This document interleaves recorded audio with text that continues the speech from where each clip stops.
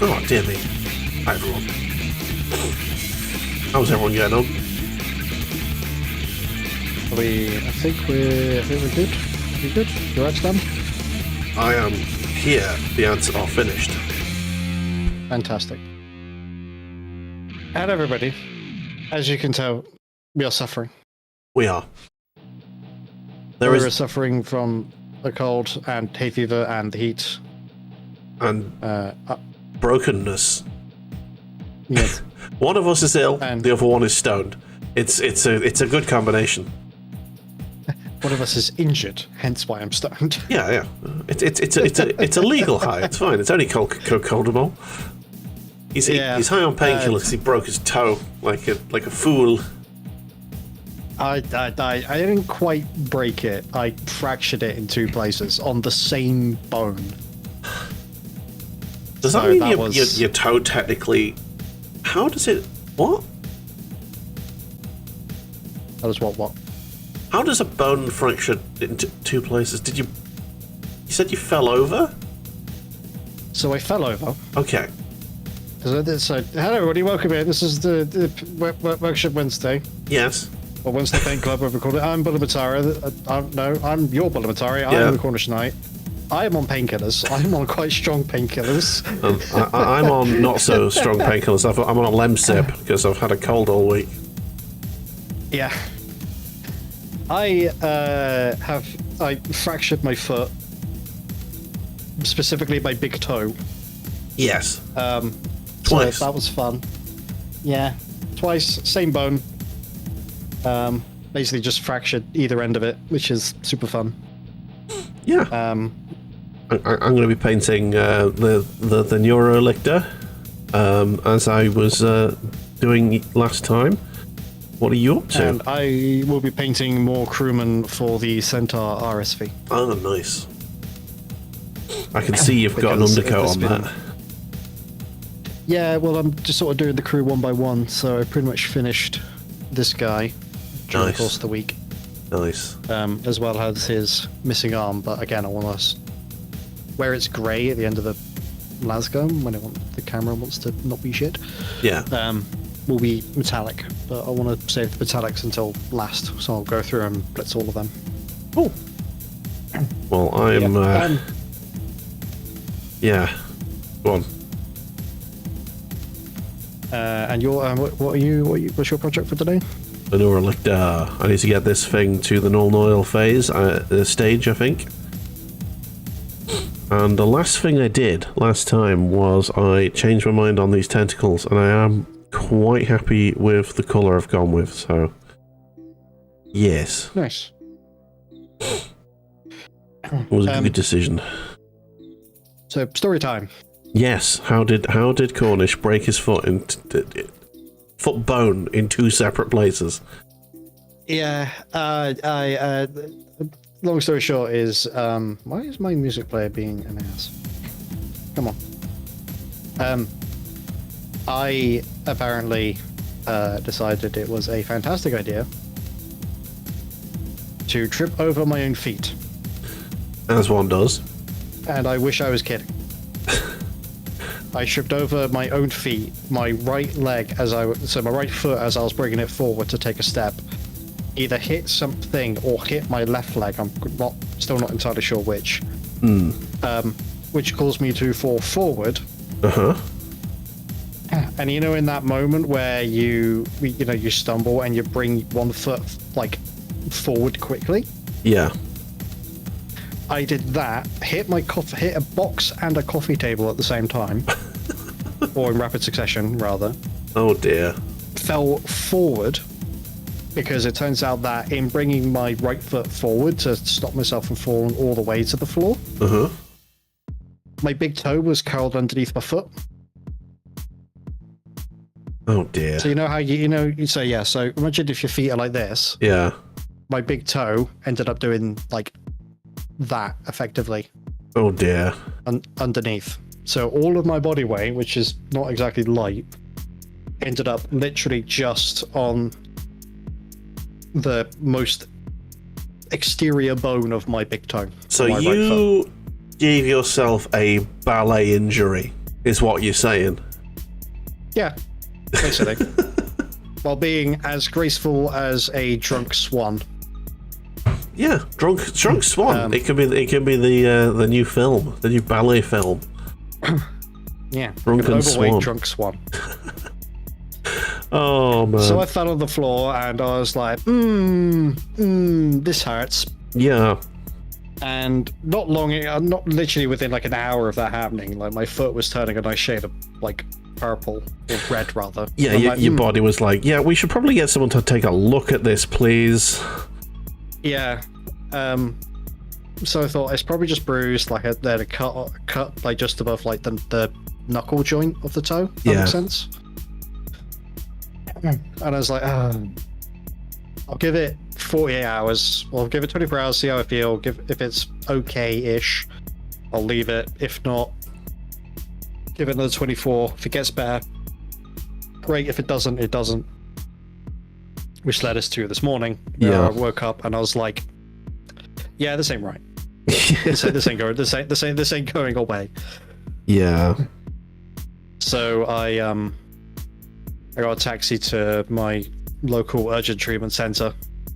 Ooh. Explained the situation because it got to the point where I was literally like, I am now struggling to walk without crutches. Yeah. Without something to lean on. Like I could barely put any weight on the inside of my foot.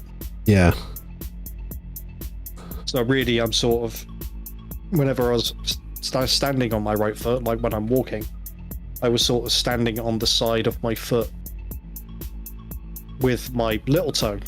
And I'm like, this is gonna fuck up my ankle. Yeah. Again. So, let's go deal with that. Well, you've had it looked at. Yeah. Yeah, I had it looked at. I had a couple of x-rays, and they're like, nothing's broken. You have fractured it, but nothing's broken. I was like, okay. So they didn't need to give you a little toe splint or nothing.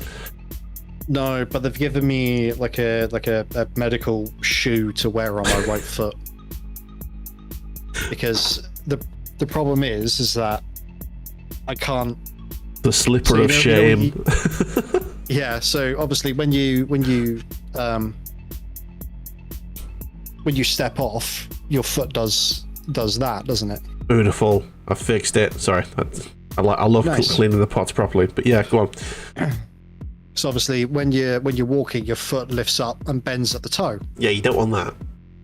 Yeah, I couldn't do that, and this shoe slipper thing Stops you from doing also it. prevents me from doing that as well. Yeah.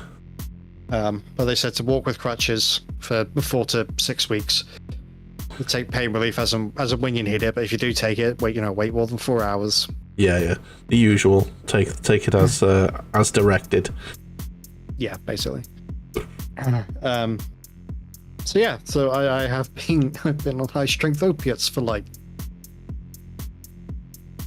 Excellent. 6 hours. Yeah. So yeah, Cornish is less stoned. Yeah, and a dum-dum. Well, no, more of a klutz rather than a dum-dum.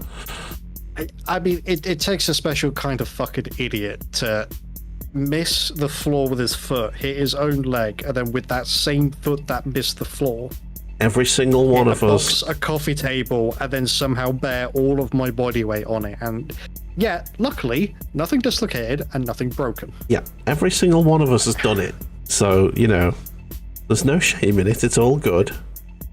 Yeah, so I got outside the urgent treatment center, and then I excuse me, rang Mum. I went, hi Mum, hey, how you doing? Yeah, great. Do you want to listen to the next episode of Your Son's a Dumbass? And she went, what? And I went, I've just left the urgent treatment center because I've managed to fracture my foot in 2 places. Yeah. And not only have I fractured my foot, I fractured the same bone in my foot. Not my foot, sorry. My big toe twice. The same bone. A very specific pair of injuries. Yeah. Very targeted. Excellent work. Yeah. Your floor had precision. Oh, yeah. It's called being precisely a dumbass. Oh, But man. yeah, so that's been my week since about 7 o'clock Monday evening. Nice. Yeah. Yeah. It's I've just had a multitude of issues this week. The pollen count has been high, the temperature's been high, my immune system's been low. Oh my god.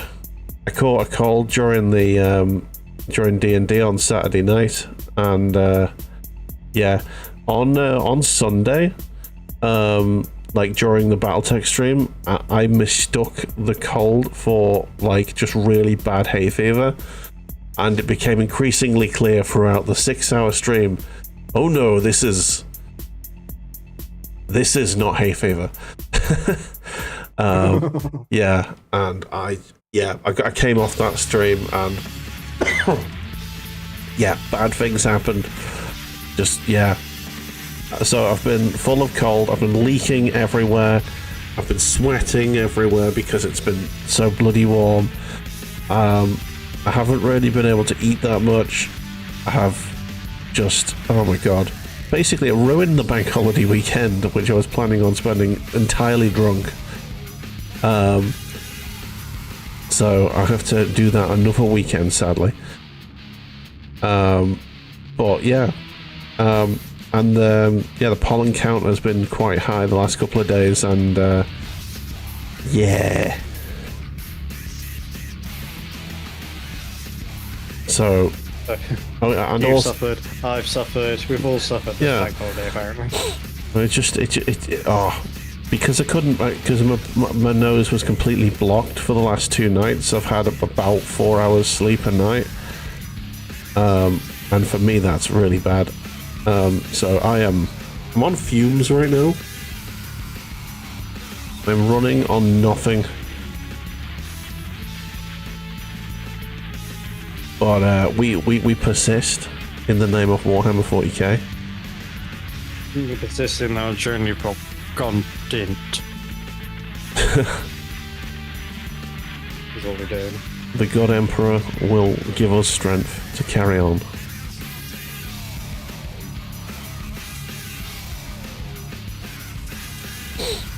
Yeah, I've been heavily visited by Nurgle this week, basically.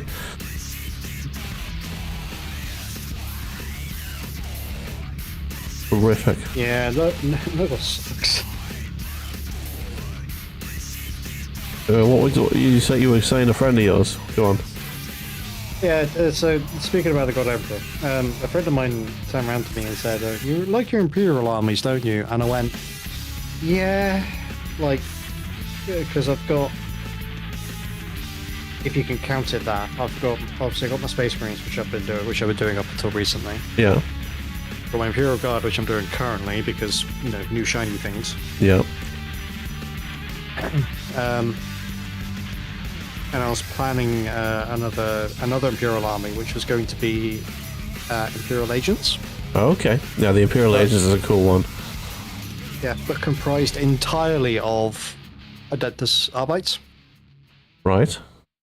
You might have to So remind me what they basically are. The police force in Warhammer 40k. Oh, yes.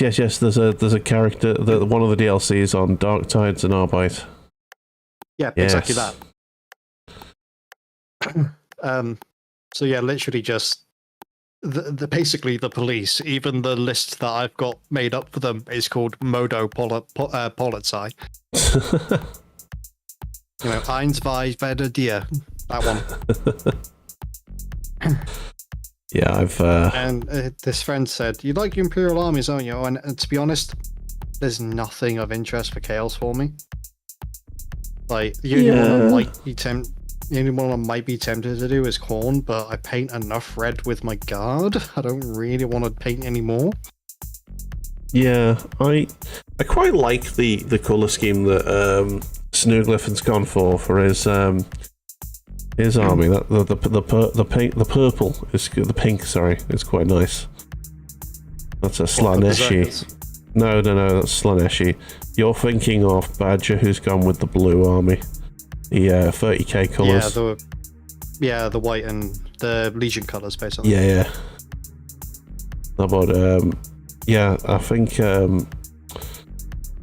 Snoogliffin's been doing some noise marines. That's Slanesh, isn't it? Yes. Yes, the silence offends Slanesh. But yeah, it's that's quite a nice colour scheme that he's gone for. Apparently it's really hard to paint, but with the pink as bright as it is. Yeah. If Chirama shows up today, you can ask him all about it, because his Chaos Army is Emperor's Children. And he's done that sort of similar colour scheme as well. Nice. You can tell how much he loves it. How much he loves paint and trim.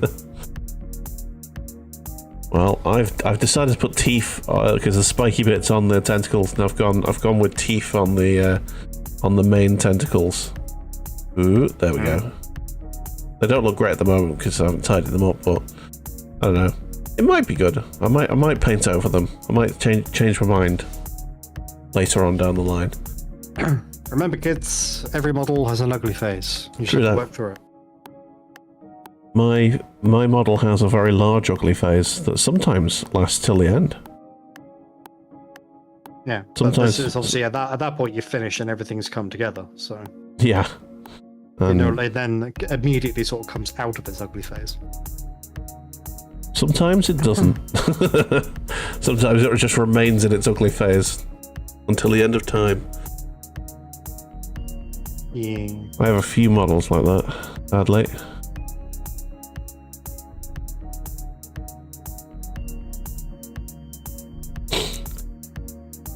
I'm looking forward to doing the twinsies.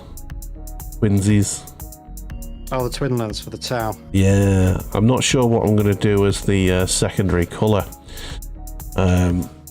Because they sort of half and half colour, don't they, the twins? Sort of matching opposite colour scheme. So my first thought was the sort of XV88 and white, because those are the main two colours. And I think red would be a bit too similar to XV88. But, XV88 is quite beige, isn't it? Yeah, kind of. It's like a tan. Yeah. I think red and... Yeah, I think red would be fine. Yeah, red would be fine, but it'd be like a little bit too close. I mean, maybe I could go with an even darker red than that, but I was going to try and stick with colours that already exist in the colour scheme. So it'd be corn red, basically. Just a bit brighter. But it could work, yeah. One having a red left, the other one having a red right. An XV8 on the other side. Yeah, it could work. Yeah.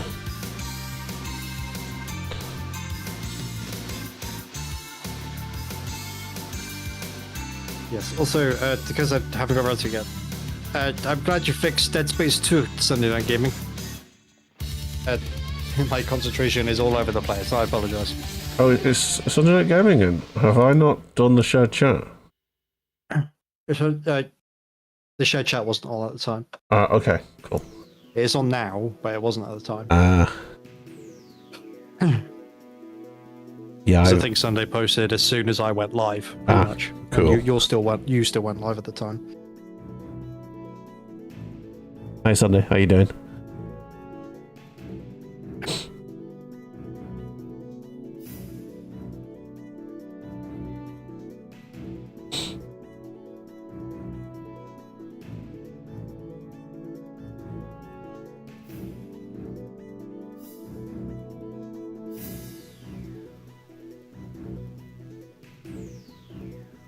This white paint is drying up extremely quickly because of how bloody warm it is in this bloody country right now. So, I did spot some AI data center news. Oh, there's another one burnt down. No. The Colorado River is currently completely dry. Jesus Christ. Yes. one of the main dams at the top above Hollywood place. Is it what, Los Angeles? California? Yeah, in California, yeah. But, it's LA, isn't it? Yeah. So one of the main dams above LA that provides drinking water, they can't release any more water into the drinking water supply because the levels are too low. Have you seen I can't remember what state it is, but one of the states there's been drinking water coming out red. Christ alive. Yeah, Alexandria Cortez, whatever her name is. Alexandria Ocasio-Cortez. Yes, it's too many syllables for me. A name I can't say while I'm not stoned. Yeah. But yeah, she went into a hearing with a jar off the water, and it looked like actual shit. Yeah. Frozen Soldier, welcome in. Broke your toe. Yeah, I did. Hi, Frozen. How's it going? He did. I fractured it twice. Yeah, I fractured it twice in 2 different places. No, that's a lie. The same place, because I fractured the same bone twice.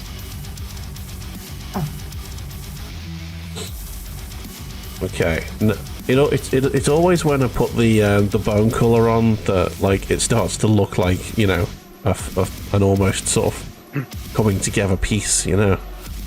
Yeah. Nice. It's nice. So I've had a message for you. You're supposed to break a leg, not a toe. Well, yeah, I know. Since when has Cornish followed directions? Never. Exactly. How do you think I ended up in this position? Oh, Christ. Right, so that's all of the arms on this side painted with the bone. Oh, I haven't got your logo up. No. There we go. There we go. Oh, no. Yeah, then I'm a bit all over the place because pain and also painkillers. Mm-hmm. He is very stoned right now on painkillers. Yes. I need to stop saying that. It's now a good time to start to invest in a walk. I'm not that old. Shut up.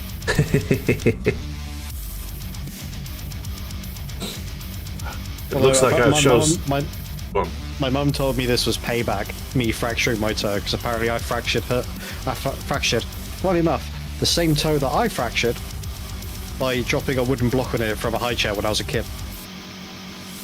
Oh dear. So she went, yeah, this is payback for that. And I was like, ah, great, thanks, Mum. I was, how old at the time? Oh, like 9 months? Yeah, okay. The old toe breaker, that's what we're going to call him. Toe breaker. Toe breaker! You're gonna be he has 9 toes and 3 balls. You're going to be the new Bond villain. Toe breaker. He's coming to break your toes. Just the cheap knockoff version of Goldfinger, ain't it? Toe breaker. Dun, dun, dun, dun. He's the man with no more toes.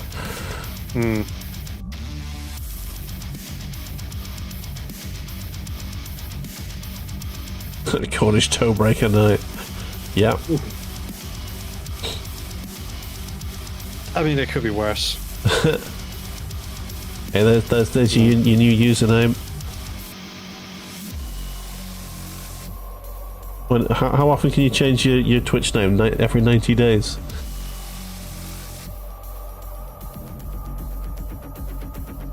I think I might actually. I think I'm already at like near the character limit. I think.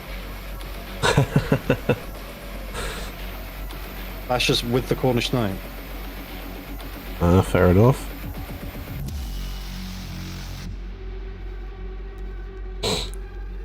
I remember when I just joined. I joined because one of my friends was on this, and he was streaming, and he was called War Rich, but he didn't have a he didn't have a space in his name, so we used to call him Warwick. I said Warwick Davis. So, and he used to get really annoyed, so he changed his name again, and oh my god, it was terrible. It was like grammatically incorrect. I think he had like 4 underscores or something between the words just to separate them. So we used to just say that. We just used to say the underscores. Like war. Imagine putting that through like a text to speech bot. Oh yeah. War ____ rich. Well, we used to take the piss. It didn't do that, so we just used to write the word underscore. Toebreaker Gaming. Toebreaker Gaming would be a great one. Okay, let's go and get the tags. Big Toe Gaming.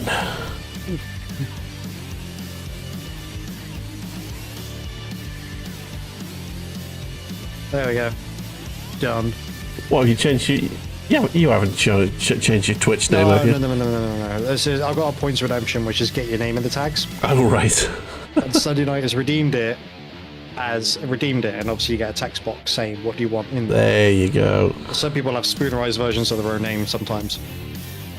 So, Sunday Night Gaming has redeemed that, and asked me to put Toebreaker Gaming in the tags, so I have done. Nice.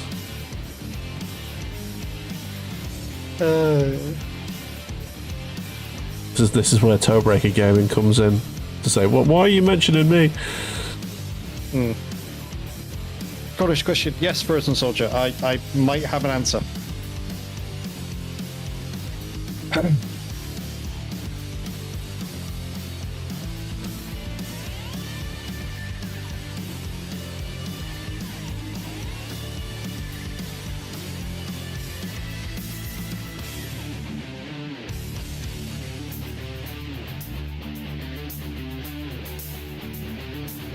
Might want to check your name in the tier. Oh, what have I been changed to in that Discord now?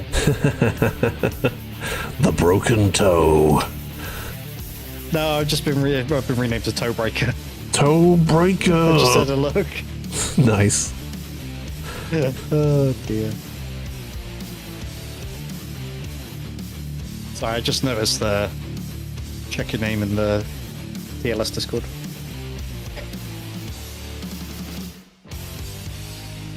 What are the chances of you downloading a game from Abandonware and play that game on stream? Is it related to toe breaking? Because I feel like this is a theme. Oh, yes. It needs to happen.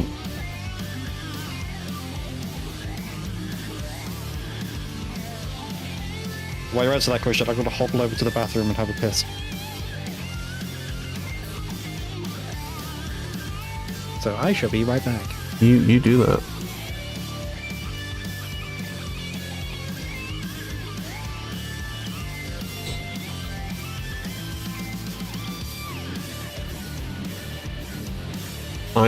While he's gone, in my Discord, I'm going to create a specific role for him called Toebreaker, and he will be the only Toebreaker.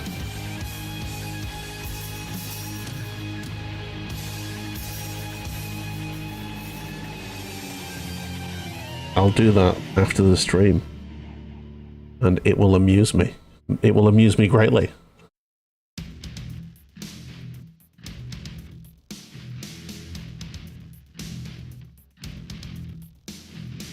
Make it the biggest toe. Okay. You're on. It's happening.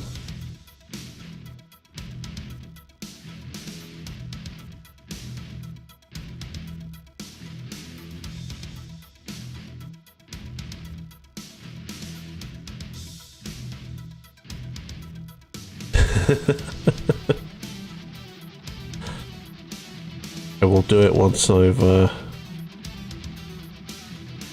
bloody hell. Oh my god, the paint's getting a little bit thin here. Thick even. Paint just gets so pasty. in the warm temperatures.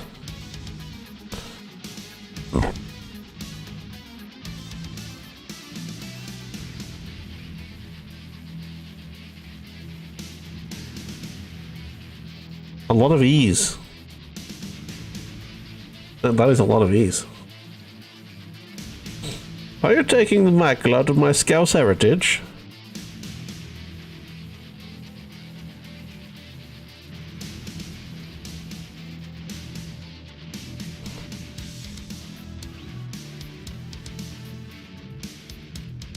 Or are you just trying to move the chat up so a certain individual doesn't see what you've been typing?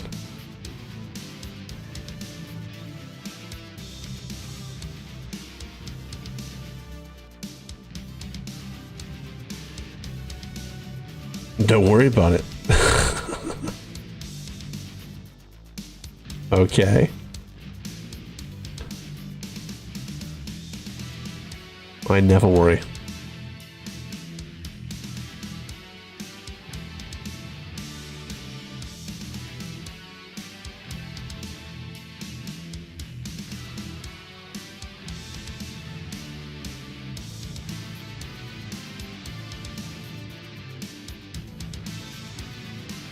Okay.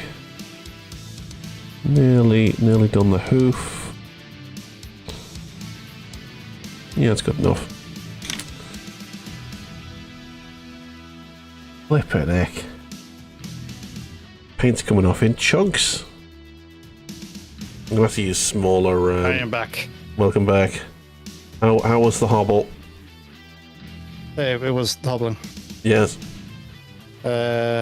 No, but we could have it wherever you fail. You have to break another toe. I'm not breaking another toe. Will it make it the biggest toe doing no balls?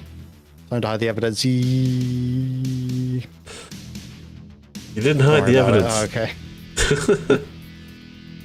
Yeah, scroll function, motherfucker. But would you play the game? It depends what the game is. Is it Toe Jam and Earl?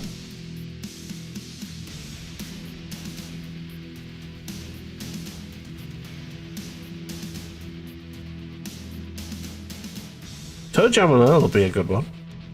I believe that's abandoned by now. I mean, you should see what you do with a World War II RTS. Okay. Which World War II RTS?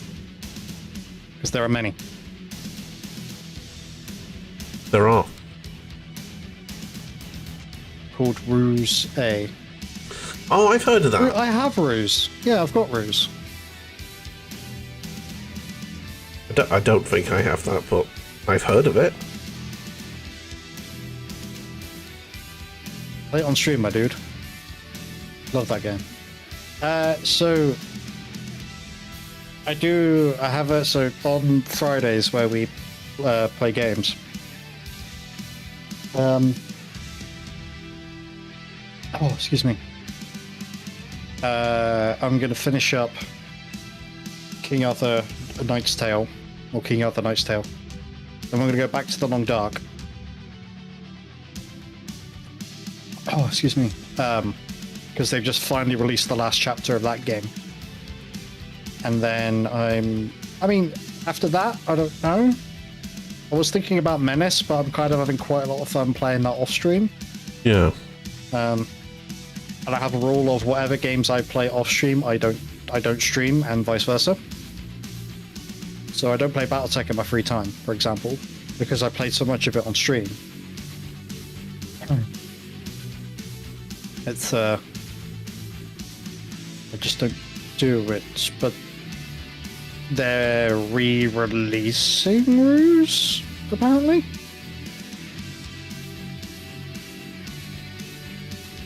Huh. You okay? Yeah, apparently they're re-releasing it. They've literally got like news ads from this month. Oh, like, nice. you know when you click on the game, there's news articles. Yeah. Yeah, they got that for this month. Nice. Yeah, Ruse is back with a re-release on Steam. Banging. Yeah. 5th of May, So it's already out, technically.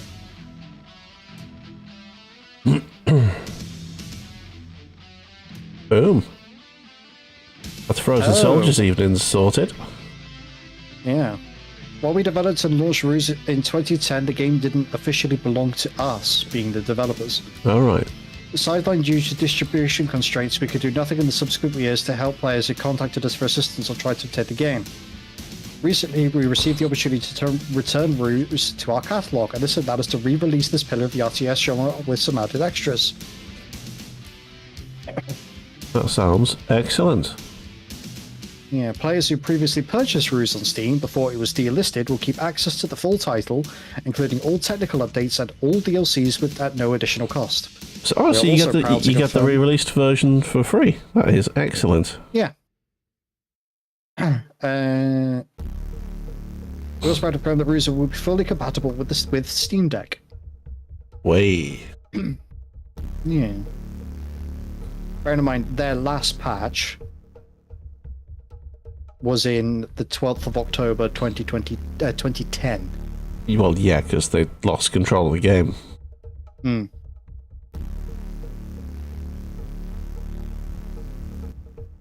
Begs the question, who was the publisher who's been holding it hostage all this time?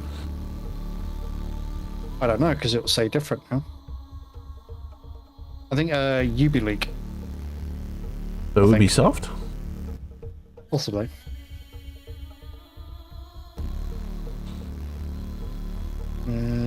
Wikipedia. Yeah, Ubisoft. And Ubisoft have just released forecasts where they've well, not forecast, the report, where they've lost $2 billion this year so far. Good. Yeah, the only thing that they're making which is profitable at the moment is Rainbow Six Siege, and that is in a woeful state at the moment now. They're just starting to release like random content in it. Yeah. We've added a load of stuff. I've got to get the chance. I think you, if you have it on Steam, I think you just get it. Yeah, you just get it for free, yo. Yeah, yeah. But he was getting it on abandonware, so I suppose he probably didn't have it on Steam. Yeah. In December 2015, Ubisoft pulled the game from Steam due to the expiry of the military license. In 2018, the 360 version was released on the Xbox One via backwards compatibility. On May 5th, 2026, Ruse was re-released on Steam with all the previously separately sold DLCs, as well as most of the Ubisoft rewards now being included in the base game for everyone. Nice.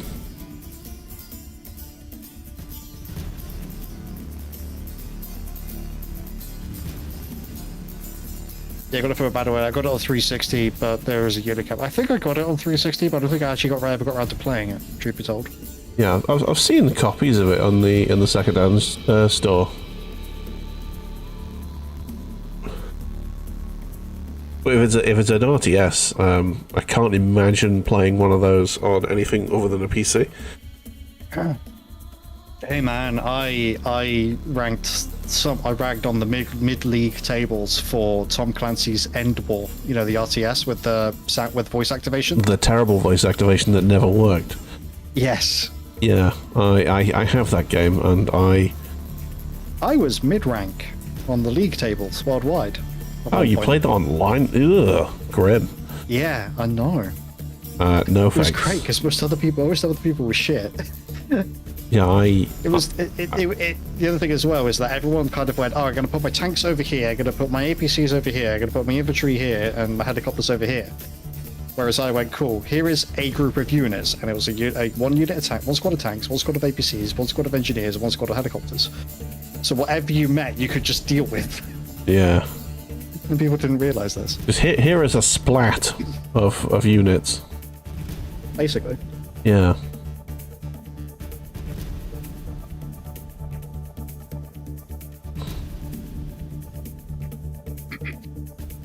Oh, does that mean I get to play as the British? That'd be great. Oh my god, my eyes are stinging. I need to close them for a moment. Ah! Yeah. Just rock up to the enemy's heavy tanks like, oh, you have the Tiger. Yeah, meet the impenetrable box on wheels in the form of the Churchill 7.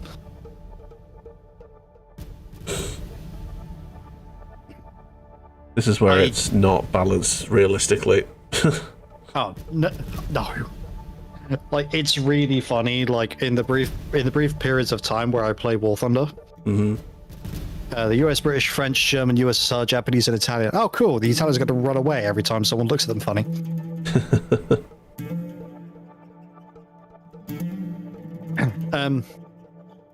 What was I going to say? Yeah, in the brief, sort of spats of time where I get the itch to play War Thunder again, it's really funny because I turn up in a Churchill 7, which is an infantry support tank, right? Because Britain had 2 tank doctrines in World War II. Well, like the Americans, where we had 1 and that was it. No, we had 2. We had the cruiser tanks, which were things like the Crusader, the Comet, the original Challenger, and things like that. Cromwell as well.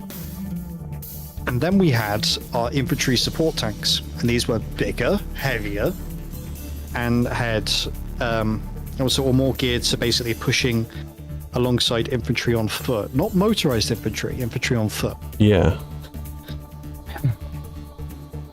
And there was a match I was playing with a friend, and I took out my Churchill 7, and the enemy were clearly going to win the match. Like, there's only like 4 people left alive on our team because they ran out of spawns. Yeah. And then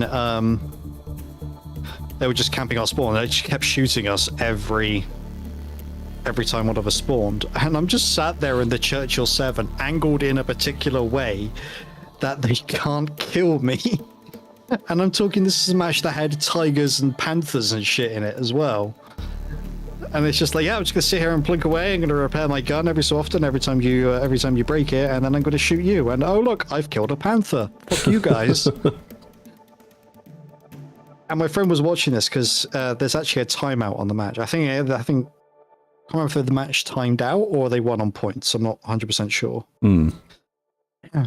Either way, you annoyed them, which is a victory at the end of the day. Yeah, it's just funny because everyone sort of rushes for like the latest premium and stuff like that, which inevitably gets nerfed at some point, unless it's Russian, because it suffers from that problem again.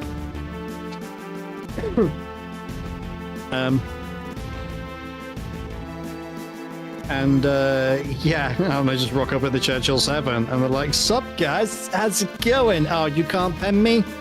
Sounds like a you problem." And they get very, very irate and very mad. Screaming, "Suka bliat!" whilst they attempt to kill you. Yeah, Gaijin recently, at some point, I think they added in a stealth nerf for the Churchill 7 because the main gun's barrel breaks so fucking easily now. It never used to, and I'm like, if it was that much of a problem, rather than making it, an arseache to play, just up its battle rating, make it like 5.3 or something. Don't make a component so fragile that machine guns can kill it. But as I found out from watching a YouTuber, apparently Russia has pumped a lot of money into Gaijin, the developer. Okay. Because bear in mind, this is a country that still had a propaganda department for the original T-34 up until 2010. Right. 70 years after it was introduced.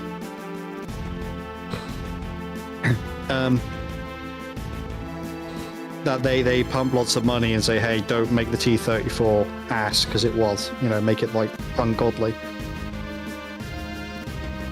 It's just like, So so whenever you're playing a game like War Thunder or World of Warships or World of Tanks and the Russian stuff is already ungodly overpowered, that's why. Yeah. The Russian government literally pumps money into those companies to make their stuff amazing. And the companies aren't going to say no to free money. True.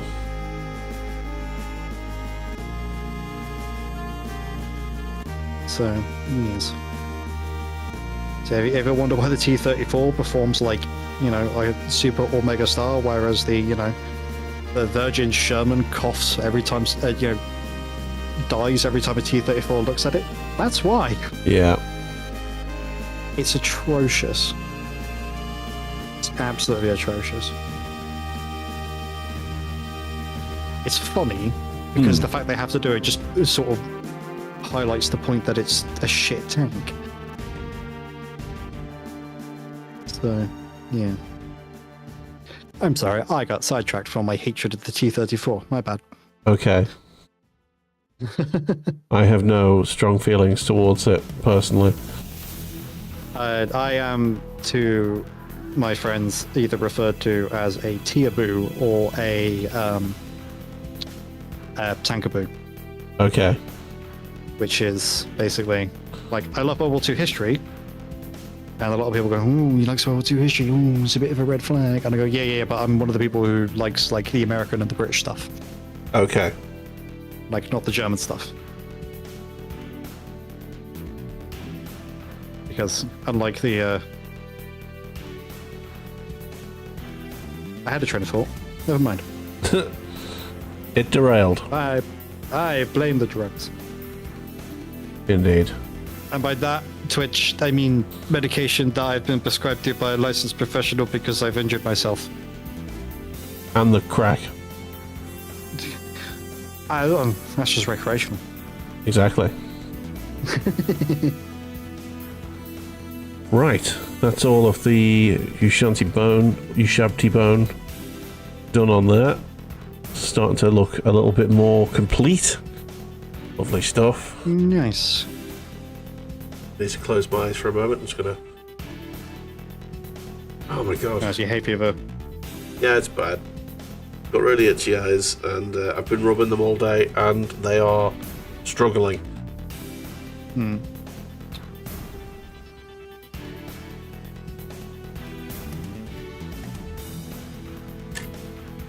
remember reading an article forever ago, Yeah. and it was basically going, I think it was an article, it might have been a social media post, I don't remember now. And it was about this artist who did a bunch of, like, self-portraits while on different types of recreational drugs. Okay. And it was really quite interesting to see how, like, from an artist's perspective, how much it can change your perception. Yeah. Especially of yourself. I'm kind of having that now, because I'm making mistakes I would very rarely make.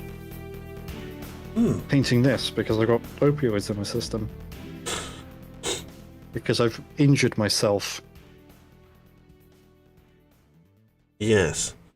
Well, I mean, looking at Van Hock's paintings over the years, as he spiraled into various mental illnesses, is quite an interesting one. Yeah. Sorry, I'm just gonna. I need to do something with my filter because the chroma key is now not working quite as well. Ooh. You say the grammar key or the gamma thing? Chroma key. Oh, chroma key. That sounds like neither of those words. Congratulations, Cornish. Yes. Oh, no. Do not reset that to the filter, to the auto thing. I need to do something with that. Close enough. It's not really close enough. I'm starting to buzz out a bit. I think the sun is setting and it's changing the lighting. Yeah. I will eventually fizzle out of existence. Oh, bear. Lovely bear. My little dog sat under the desk, very pleased. Finally a decent temperature for him. You're right there. I'd imagine it's been particularly great for him over the last couple of days. Yeah, today was the we were at the limit of how hot we're allowed to leave it before we have to stop walking him. 25 degrees is the top end of husky walking temperature, and you have to keep the walk nice and short. Yeah. So yeah, he went out, so that's good. You got a back garden, haven't you? We do, yeah, but it's not huge. It's a garden more than anything else. Oh, okay. Have you got enough space to get him like a paddling pool? We do. We used to have a paddling pool for, well, yeah, when the autist, formerly known as Mrs. Buller, lived here. We used to have a paddling pool, but yeah, it just got manky in the winter, so I don't know. I've gotten rid of it now, but he's all right. In the house, we managed to keep him nice and cool because it's not. It's careful, Cornish. Don't want him to turn that fracture into an actual break. Jesus Christ! What are you doing? I think the lift because I've got like a divide in the middle of my painting desk, so I have to put one leg either side of it. Oh, I see.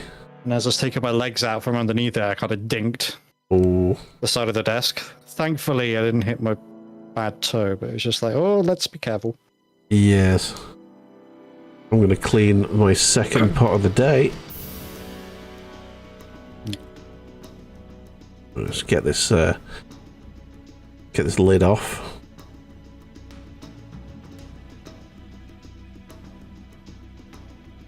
There we go. This one is absolutely gammy.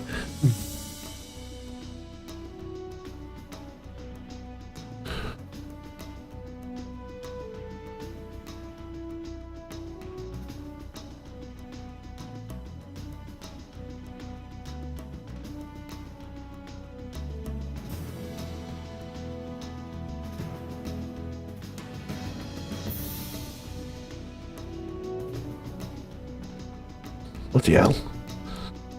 This is a lot. Very gummed up.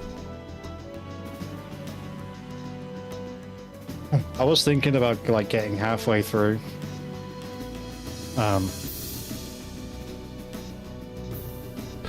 The Armageddon box, which has got this RSV and the two little light tanks and the Robodawn and stuff. Yeah. I was thinking about getting halfway through that. And then doing a custom build of Space Marines just to break it up a little bit. Okay. And I'm thinking, yeah, maybe I should wait until I'm not on these painkillers, because fuck me. It's going to be so hard to do. Yeah.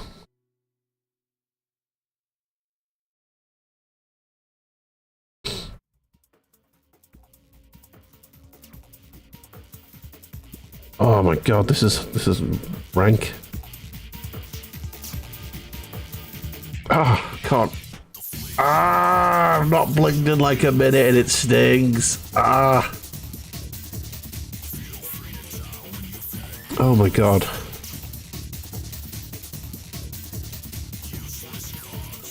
Hay fever is a pain in the ass, and I never used to get it. And bodies change and whatnot as you get older, that's the problem. Yeah, apparently it's also the pollen that changes. Different plants, as you get in warmer years, different plants release the pollen at different rates. So a lot of the time, if you'd never used to have hay fever and now you do all of a sudden, it's because the species that are pollinating are different. Right, I think I'm going to need to get tissue in this, because otherwise these blobs are going to go into the paint.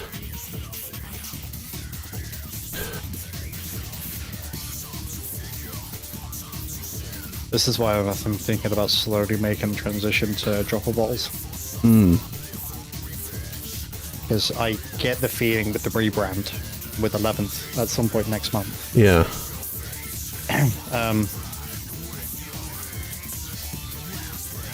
They're going to be changing the paints again. Right. They'll be subtly different because they were.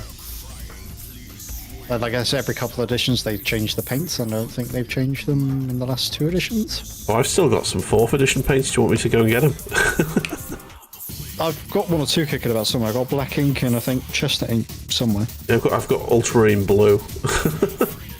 In the original parts that used to rip the skin off your hands.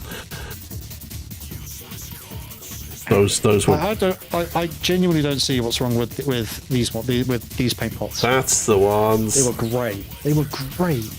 Oh no, that was the ones after the ones I've got.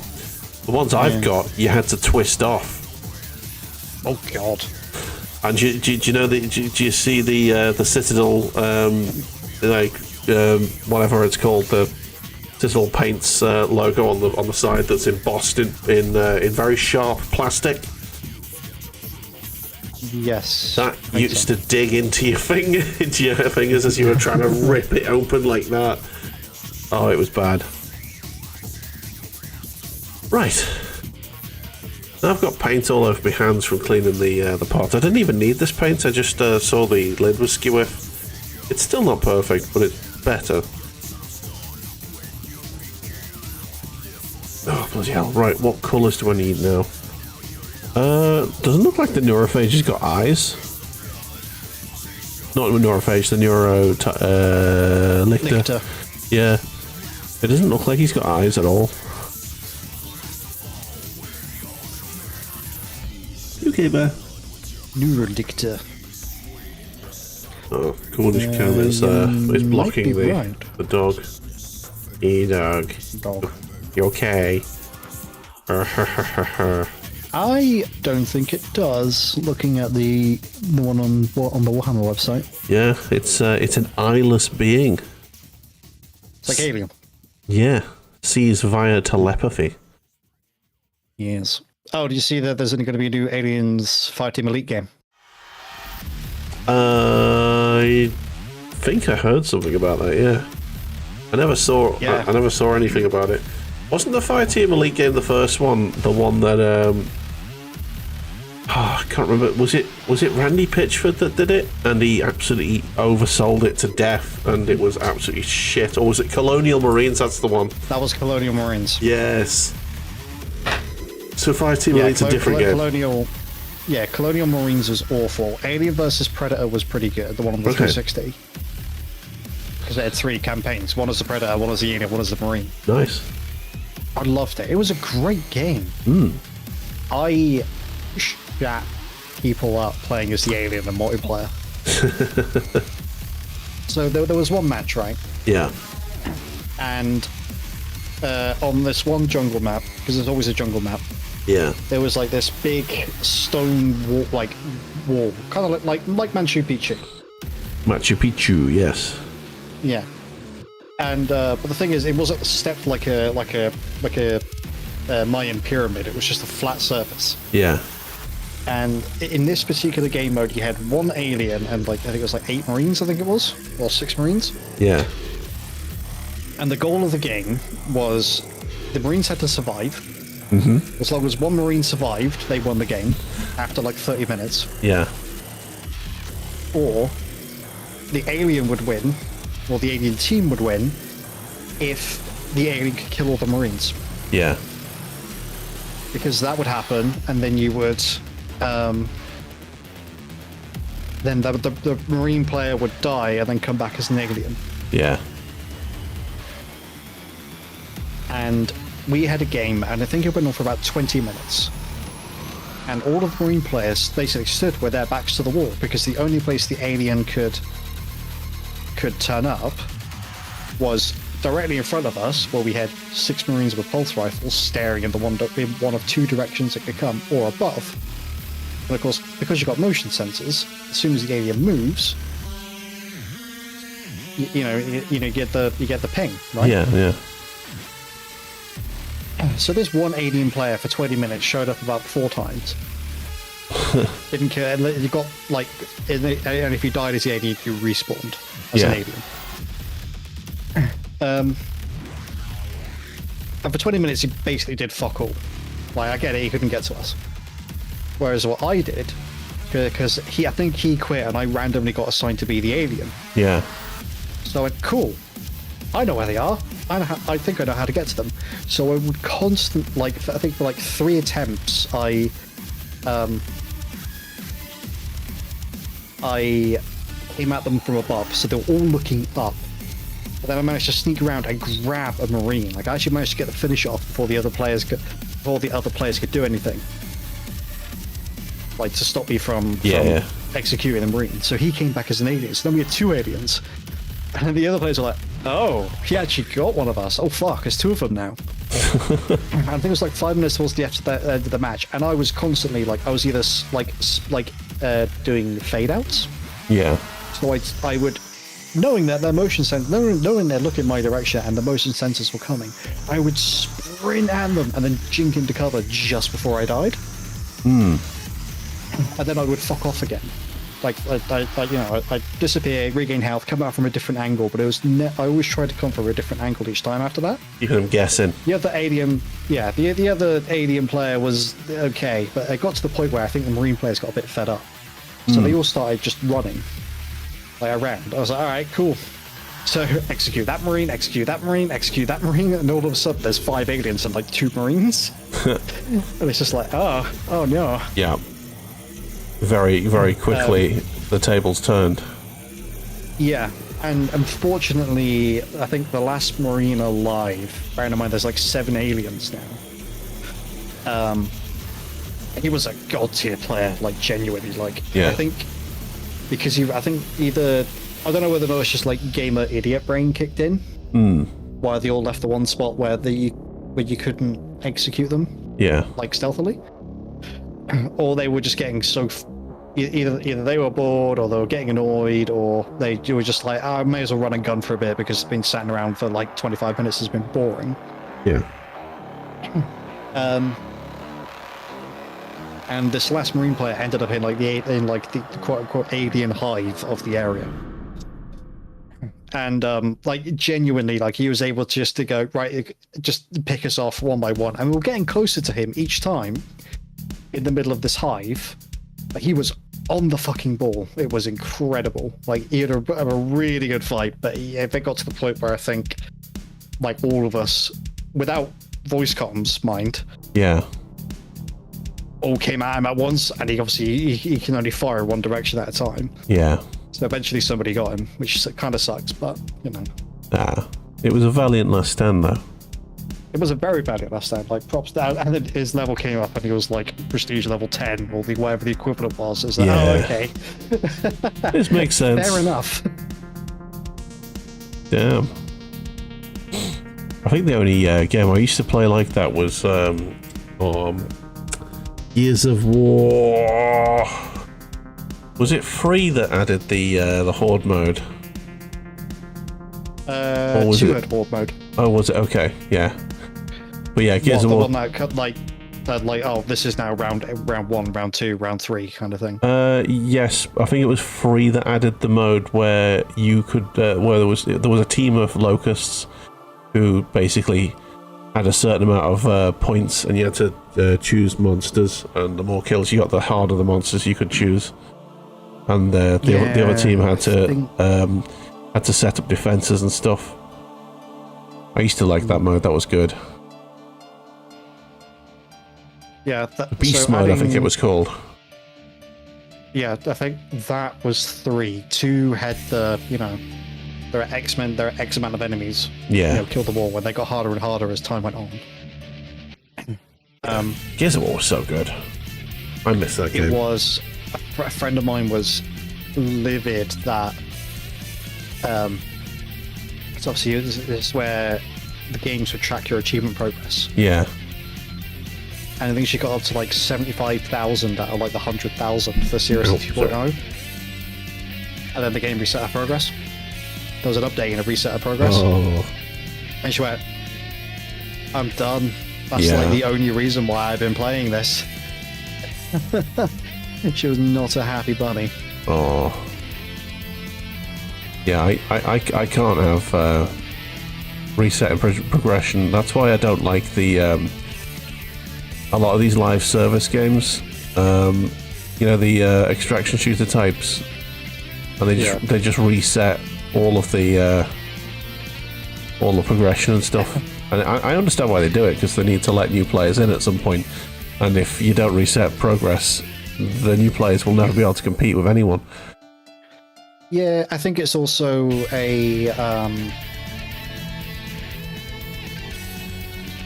like I know Tarkov's a bit of a bastard for this, but Yeah. he'll wipe every so often. But also because I think they do a lot of back end stuff with each update as well. Yeah. I mean, I'm not clued into Tarkov all that much, so don't quote me on that. But, excuse me. But I know, generally speaking, with every wipe, they're adding something so fundamentally new. Yeah. Or they've completely reworked how the code for this one particular mechanic works, that they couldn't just shoehorn that in with an update, so they kind of just wipe everything and then come back through it. Which, I get it. Like, I know for some people that's really frustrating. Yeah. Like, all that time and effort I put in, and it just gets wiped out. I mean, yes, but, you know, if you didn't know that going in, then that's kind of on you, because I think Tarkov was... I don't want to say was the first game to do that, but was certainly the most well known to do that. Yeah. Like, I know that Darktide does, reset your skills and stuff, but it still gives you all of your skill points back so that you can reassign them. You know, because they rework the trees and stuff. Yeah, I much prefer the skill trees in Darktide now compared to what they were. Yeah. Because having the one perk every 5 levels for each character thing, that works for Vermintide. It did not work for Darktide. Yeah. I really, really like the weapon mastery system and like that a lot. Yeah. It makes acquiring weapons and customizing them a lot more straightforward and useful and enjoyable. Personally, I don't think I think it's more complicated. It's a bit jarring to sort of get your head around. Well, I will say that the payoff for having better customization is a good thing. Yeah. Like I found that I even on the odd occasion I still load up Darktide. I still struggle a little bit with the weapon system and what goes on with it. That being said, being able to swap out perks and things like that on the gun, on perks and blessings, fantastic. Love that. Yeah, and being able to swap and change which mark of each weapon you've got, because each mark now does it's not a cosmetic thing. It does actually acts differently. Yeah, which is really good. So the standard infantry las gun, for example, has got 3 different marks that are available, and one of them's like a rapid fire, one of them is a lot slower, more like a long las, but does a lot more damage, and the other one's sort of like somewhere in the middle. And I quite like the one in the middle, just because it's a jack-of-all-trades weapon. Quite good. Yeah. Curious, because I've played a little bit since they dropped. I didn't play much shortly after they dropped the Hive Scum, Hive Ganger DLC. Yeah. I played a little bit of the the extraction mode they added in. Yeah. I love that. It's all right. I haven't played it enough to fully learn. Yeah, what to do with it. Once you get a new team, once you get a proper team in, it is enjoyable. If you get a load of people who don't know what they're doing, it's a little bit of a faff and it's a bit confusing. Once you've done the first area and you unlock the second area, that sort of filters out the people who don't know what they're doing. So yeah, it's a lot more enjoyable more often, because you'll always get a squad who sort of know what they're doing. But I would say don't go into that before you've hit level 30 on your character. Have a full skill tree. I've only got one character I think who's got a full skill tree. I've got at least one of every type. Yeah. Oh, they're adding another one, aren't they? Yeah. They announced the Skitari class, which is quite interesting. I'm wondering whether they're going to because they've got the different factions now coming in. Are they going to get a full-blown Sister of Battle? I know they've got the priest character, but are they going to go? Penitent. Yeah, they're going to go a full Sister of Battle, maybe. I don't know. I'll be interested to find out, but I don't know. I'd love a commissar. That's the one I want. I want a commissar. I want to give all of my friendlies buffs. I want to be able to shoot my friendly in the back to give everyone else a super buff. I want the commissar. That's the one I want. You can dress your guardsmen as a commissar, but that's just cheating. That's just cheating. Yeah, and you have to give them money for that, and I'm not doing it. Yeah, I'll admit I gave them money for the Armageddon Steel Trooper. The cosmetics, the Kree cosmetics, and the Cadia cosmetics. Not the Catachan, because fuck Catachan. All my homies hate Catachan. Yeah, I refuse to give money for cosmetics. It's just not in me. I cannot do it. I only do it if I am spending a lot of time in that game. Right. I will do it if I'm spending a lot of time in the game and there's no other way to support it and it was free.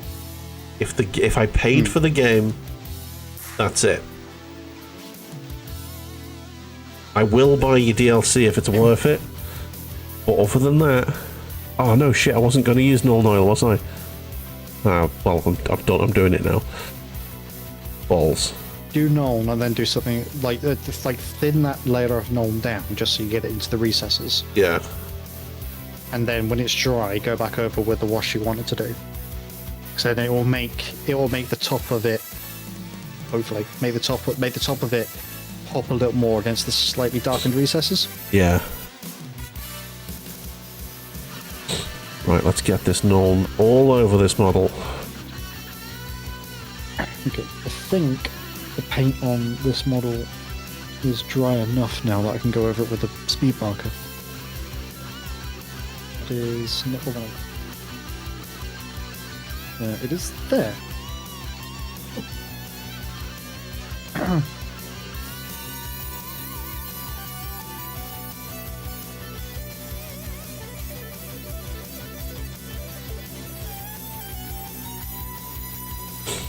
I'm at the null stage a little bit faster than I was expecting, to be honest.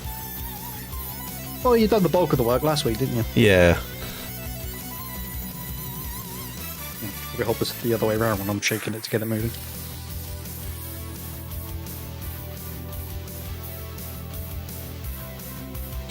Yeah, as my mates were saying during D&D last week, I'm absolutely flying through the Tyranids now.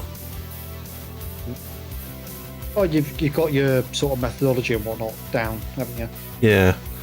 The Hive Tyrant's still a bit of a mystery, but we'll work through that. I might have a go on that next week after I finish this. NeuroLicror. Yeah.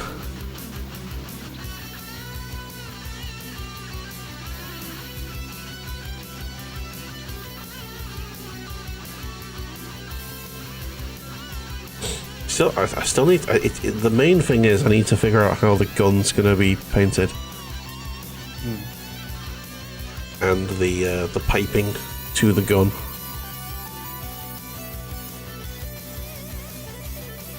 I'm thinking it's going to be... I might use the same colour I'm using for the brain here. But then again, I might use a blue or something? I don't know. Like a lighter blue. Bearing in mind that you could always give it a wash with something that contrasts with it as opposed to complement it. Maybe.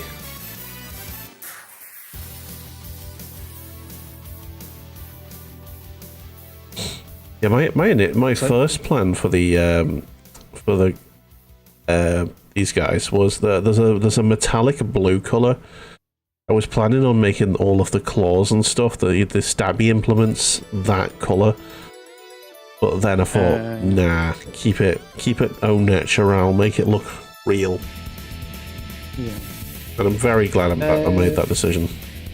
Was it Talasar blue by any chance? No idea. But I remember it being in the metallics section, and it was a blue, very bright blue color, shiny you know what's blue. Mad? Like, so looking at this model right now. Yeah. That is effectively, with the fatigues at least, that is effectively, what's it called? Armageddon Steel Legion. Well, after it's had the wash on. Like, if I was to dry brush the khaki over the top, it absolutely would be, but I don't. I do Shanty. Because then it looks like... I don't know how well the camera's going to pick that up. Looks like that instead. Yeah. I wonder if it's smudged. I wonder why it's been a bit fuzzy with the image today. Or it's just my own perception, because, you know. Yeah, I was going to say, it looks perfectly fine to me. Oh, there we go. Just up the focus a little bit.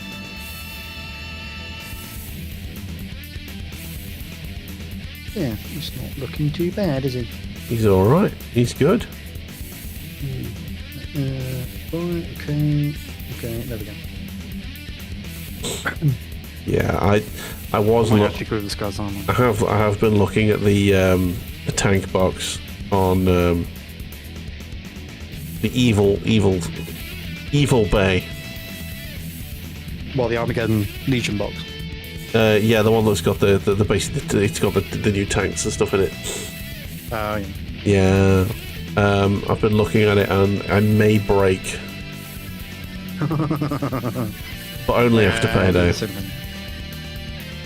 Yeah. But yeah, I eventually broke with the monster box. Resellers do win eventually, unfortunately. Yeah. Not saying it. Oh Christ. I'm wondering actually. Oh yeah, speaking of resellers, sometimes not winning. The Steam controller's back in stock. Oh, nice. Are you considering one? No. No. I am considering one, but I don't know if I'm considering it for 89 quid, is it? 99? Like 90 quid, basically. Yeah. I don't know, man. To me, that's a second-hand console, but I know that obviously that's not how much second-hand consoles cost anymore. Yeah. All of my pricing for, like, video game hardware is stuck in the early 2000s, where a game console, brand new, should cost 250 quid and no more. It's like, that's how much I bought a PlayStation 2 for.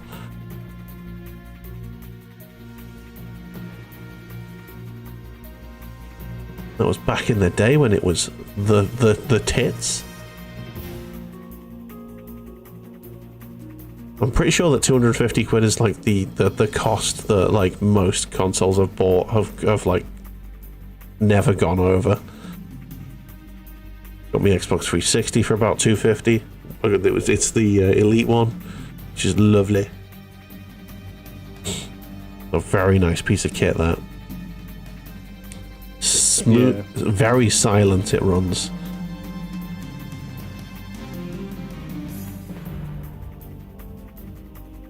In the Xbox 360 era, the Xbox 360 is the last really well-made Xbox, I think. And I think the PlayStation, yeah, the PlayStation 2 is probably the best made PlayStation console. The PS3 was built flimsily and cheaply, and was ironically one of the most expensive consoles ever made. But the build quality was terrible, and you can tell. Yeah. PS4 was okay. I've got a PS4 Pro, and that's not bad. But it's got a very loud fan. It sounds like it's trying to take off at some points. Yeah, it does a little bit, doesn't it? Right, so I've got this good orange, and I don't know if I want to use that or something else. I think I've got a purple, and I'm going to use that. I'm going to go find it. 1 second. Up there. Why are you putting all your toys next to me? Play.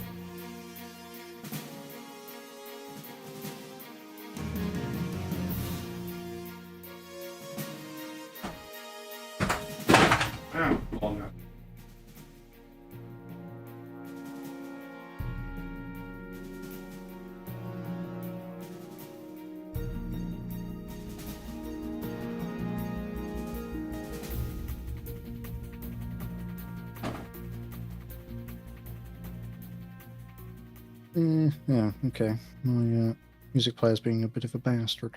I found the purple that I was looking at as an extra color for sort of elite Tyranid units. Mm-hmm. It's this. There we go. Zoom in. Nagaroth Knight. Yeah, Nagaroth Knight. It's a much deeper purple, very much similar to the Night Lord's blue, but like more purple, obviously. So I'm thinking about using this for certain elements on the Hive Tyrant that I'm not sure about, and I think that it's going to look good. It's going to look good. But I've got 3. Oh yeah, I've also got this colour as well as a potential option. Le Fern Blue. It's very bright, extremely bright. You know, I'm thinking about dry brushing this over the edges of some spiky bits. I don't know, maybe we'll think. Yeah, I've got 3 different washes as an option.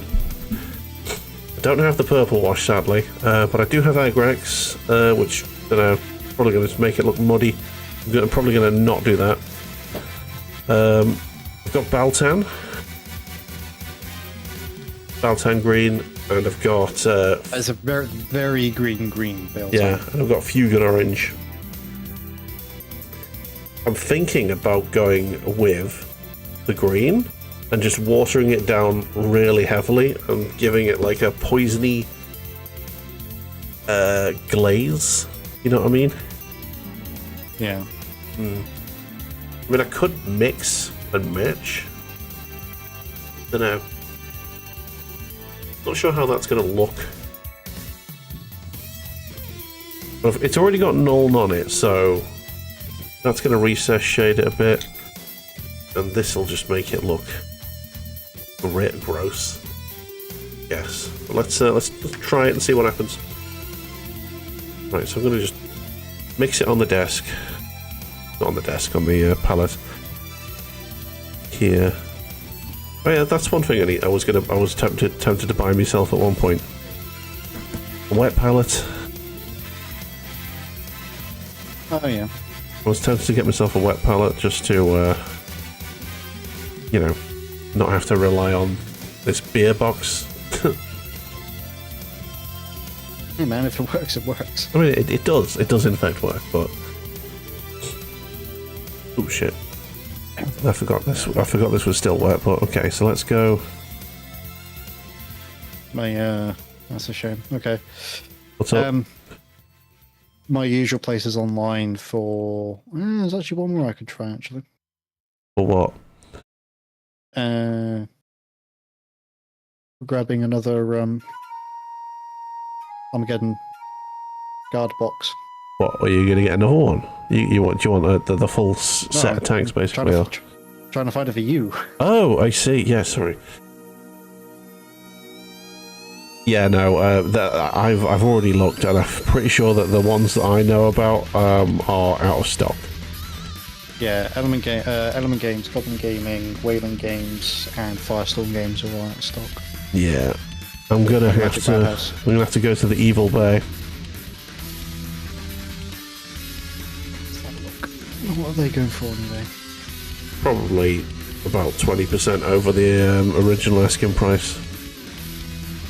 That's usually where they go. It might be a bit more actually now because it's quite fresh. They'll probably put the price down once the people who will pay that have bought the things and they've got stock left over. There's one here that's £5 over what GW was asking for. Yeah, okay. Very modest. Is it a reputable seller though? That's the only thing. I mean, none of them are reputable sellers, but you know what I mean. Is it someone who has got many reviews? Great job, eBay. You don't let me close that. Fantastic. Lovely. So out of 1,137 feedbacks, yeah, They're at 99.7% positive. All right. That's an acceptable ratio. So just Very put much that. so. I don't know why it says eBay.us when I'm not in the US, but okay. Oh, is it a US seller, do you reckon? No, it's not. Like, I'm on .co.uk. Yeah. Well, sometimes they list on the UK sites as well, but... Let's see. That being said, they might get you on the postage, so just be aware of that one. Well, there's the... that's it, Nold, and other wash. I don't know how it's going to come out, the other wash, but it has given it a little, a strange hue, if you know what I mean. Yeah. Yeah, let the non dry. If you put a purple wash over the top of that, mate. I've put the green wash on top of the Nold, and it's mixed in quite nicely, I think. Okay. There's some green wash that's gone on something that I saw there. Fine. I'll tidy that up on the post-Nold stage. Yeah, there he is. The NeuroLicror is pretty much there. Just needs tidying up now once he's dry. Lovely stuff. Place him there.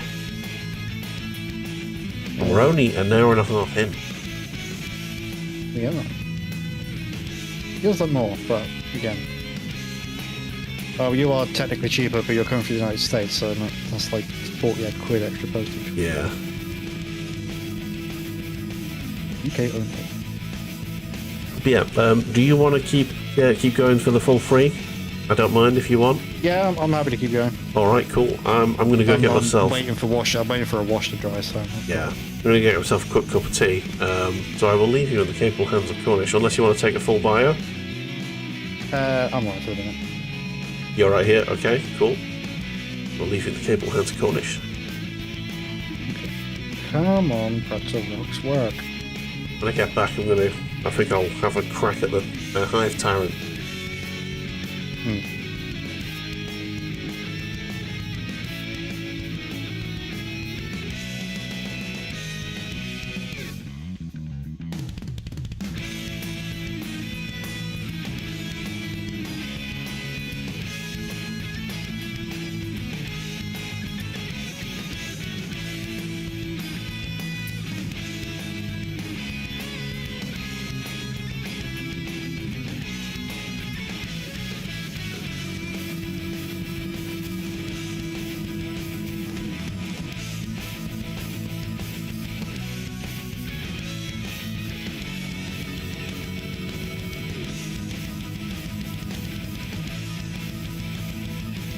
Oh dear. Oh, god damn it. What am I doing? Doing dumb things.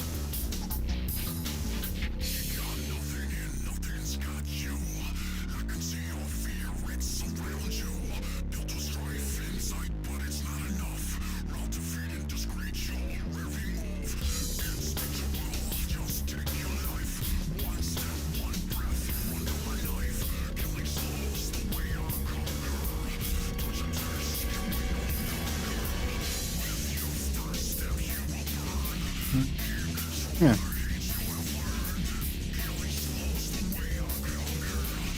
Would have thought I might have seen a box in thingy.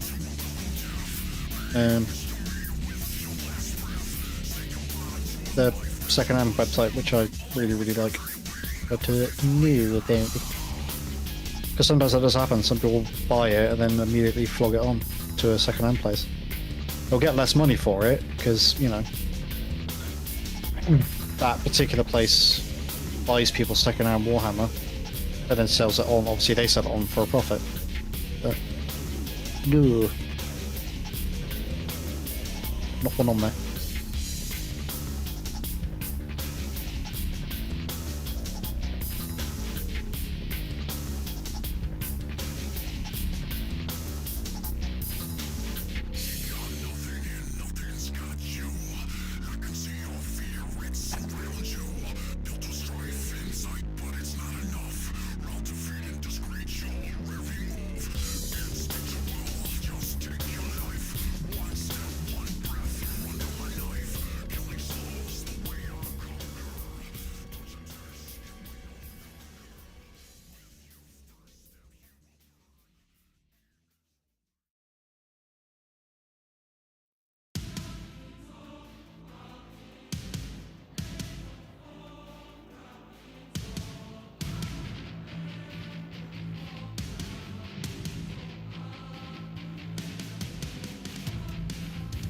Ah, lordy, lordy.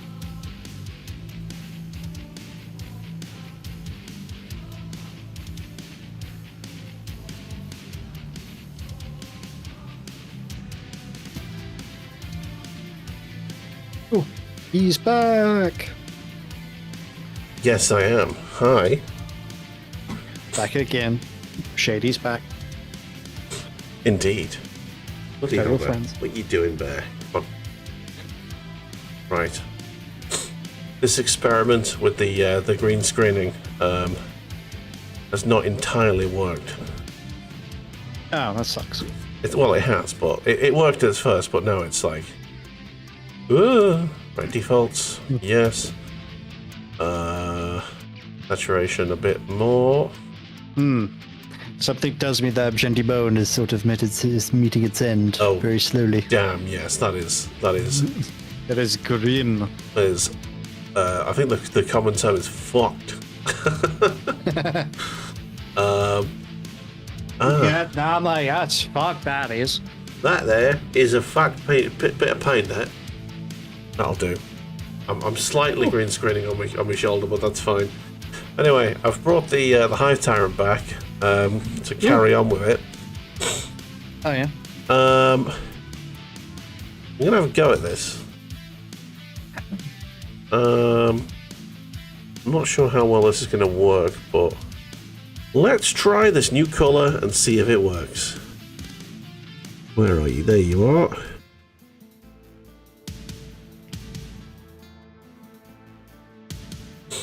I'll just move the NeuroLicror back here. You can chill there. Is that where my arm's going to go? Absolutely it is. Ooh. There you go. Smallest dry brush. Yes. Right. Let's grab a brush. Grab one of these new brushes. Get new synthetics, did you? No. The ones my sister got me for my birthday. Cheap and cheerful. Oh, yeah. They're all good. Is it Nick Pro, was it? Oh no, they came in like a little weird just a sachet. plastic, didn't they? Yeah, a little plastic bag. They were unnamed, non-specific brand paintbrushes, which is always good. But I got them for nothing, and they will work for a bit.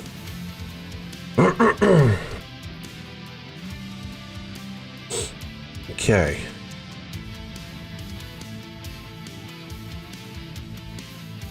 This is very subtle. Like, really subtle.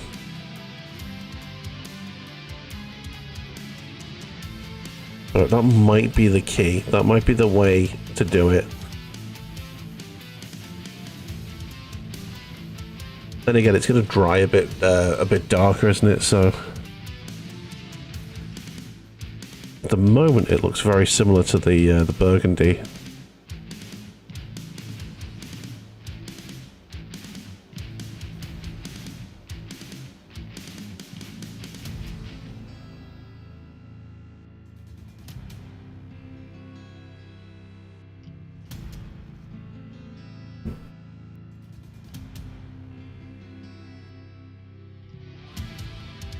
Yeah, the slightly darker skin areas could be a reflection of, like, the seniority.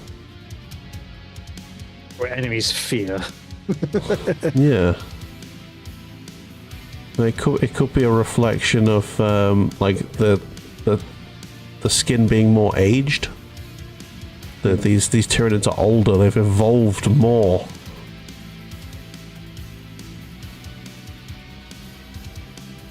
They are more ancient. They do that, I think. Like, alright, planetary invasion successful, cool, we're gonna eat all the land units we've got left. Yeah. Convert them back into biomass. Nom nom nom. Make biomass more complicated, make biomass stronger. Nom nom nom. More genetic material.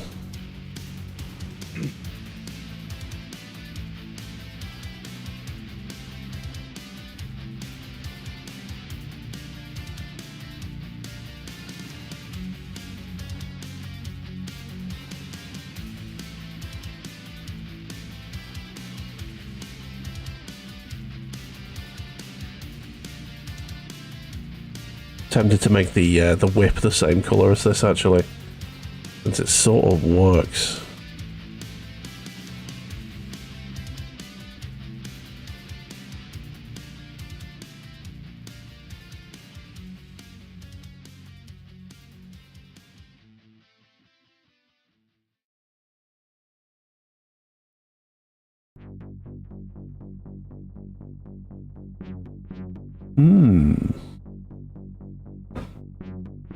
Well, a decision's been made, and that makes me feel better because I had painter's block here. On that Hive Tyrant. Yeah, I was fully snookered. And even though this might not look amazing, at least I've made a decision. I don't know if it may look great. We'll see how it looks once I'm done with it. What's the mantra we live by? Well, trust the process. Every model has an ugly phase. Yes. Yes.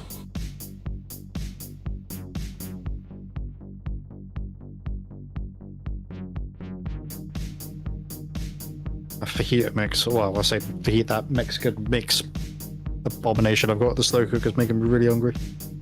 Nice. Does it smell done?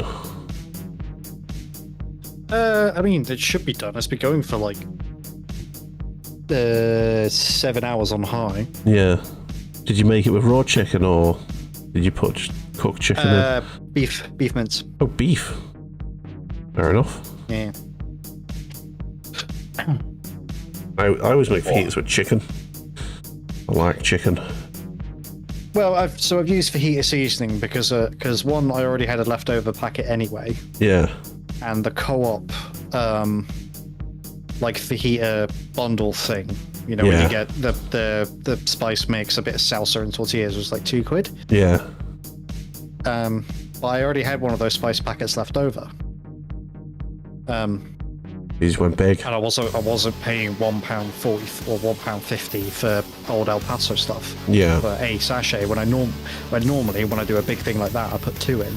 I wasn't paying £3 for fucking the spice mix. But I will pay £2 to get a spice mix, some salsa, and some tortillas as well.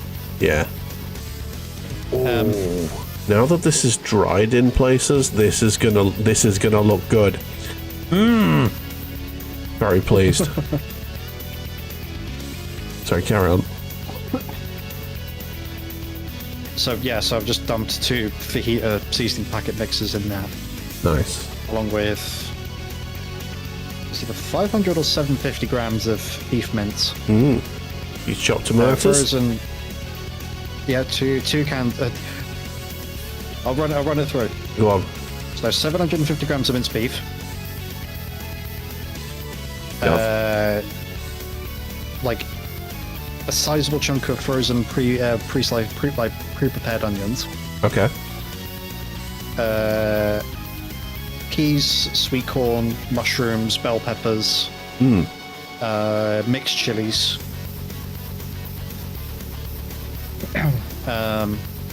And 2 tins of chopped tomatoes.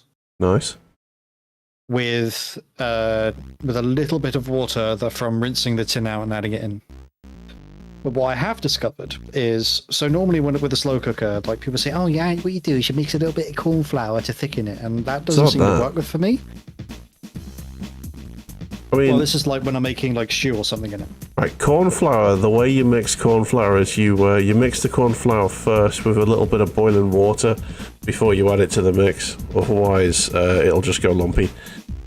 I was doing that and it was still going lumpy. Oh, okay. So I'd have like a bit of like really thick stew. But then the sort of surrounding area from where I added a corn flour slurry in wouldn't be. It's like making gravy. Basically, you got to mix the gravy first, like in a jug. So you got to mix the corn flour with your boiling water to the point where it's a liquid, essentially. Yeah. Otherwise, it will lump. What I have discovered actually is that rice can do the same thing. It certainly can.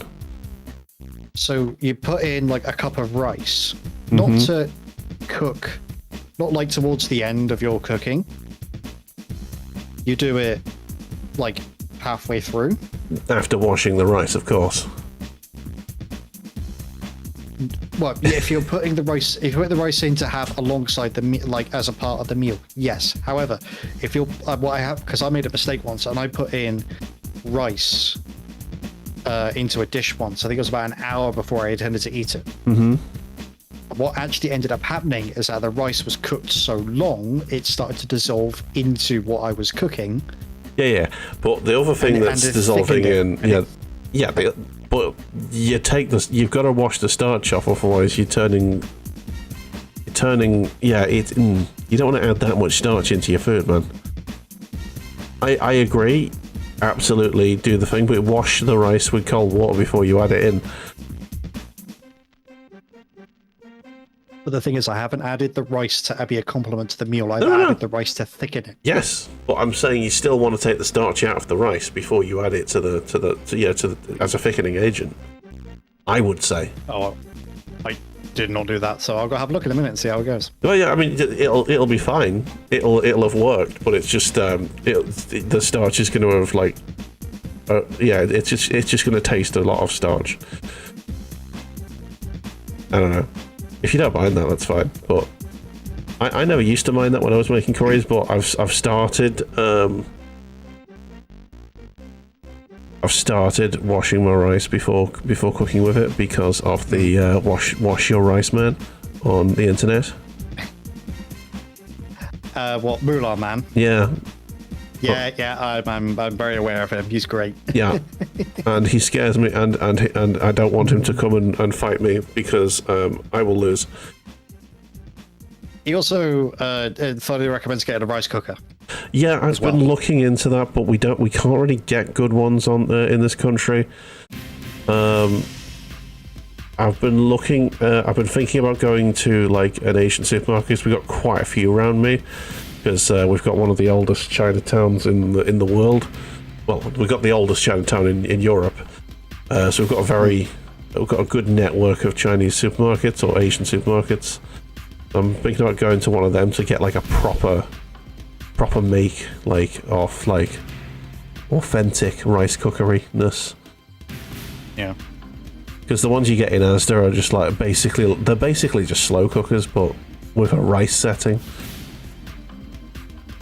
Oh, excuse me.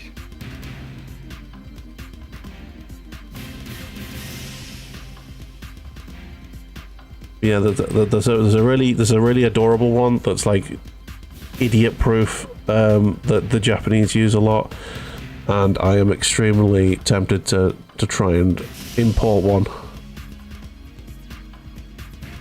It's very compact, and you put like basically a cup of rice in, press a button, and it perfectly cooks it. Yeah. I was like, yes, this is what I want. Okay, that is done. That colour, that blob is dry. Let's wash the brush. Oh no! My water's actually getting quite low because I've been washing my brush quite a lot. Also because it's been warm. Well, yeah, true. That too. Oh my god, my eye is weeping like a mudder.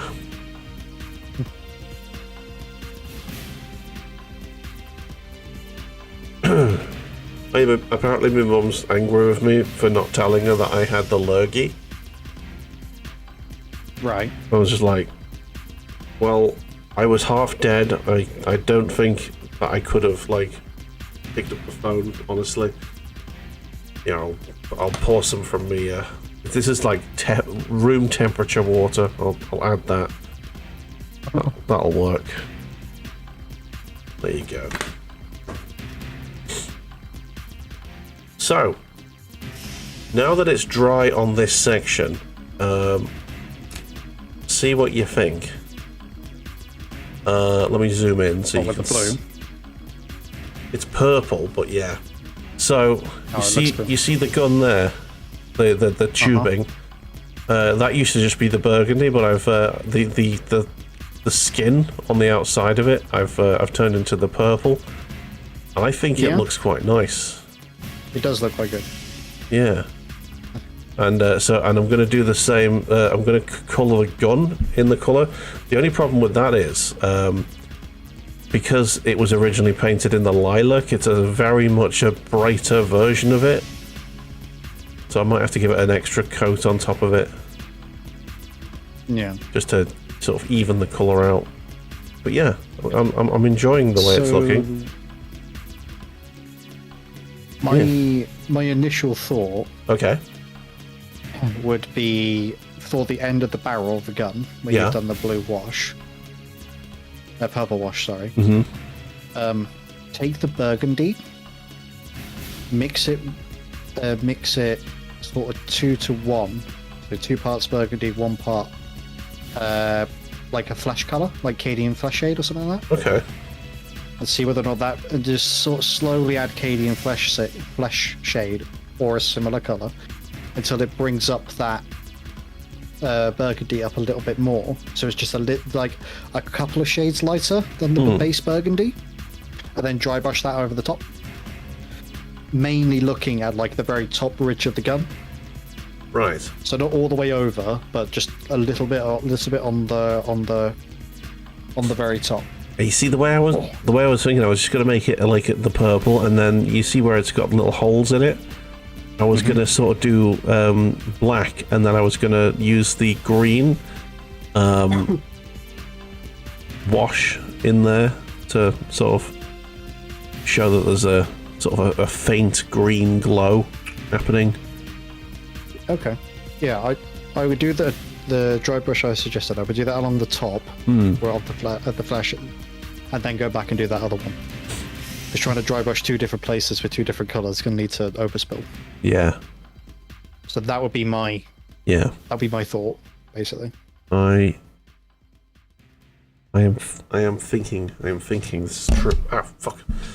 There's a microphone in the way there. Skip this. There we go. Right. There's a little bit of sprue left on this bit here that I want to just clip off.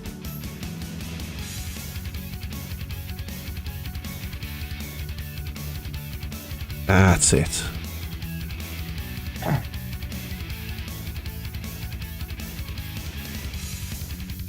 Yeah, these 2 sections didn't join together very well. There's a little bit of a ridge, unfortunately. I need to blow my nose. It's gonna sound grim. I'm gonna mute myself on Discord and everything. Alright.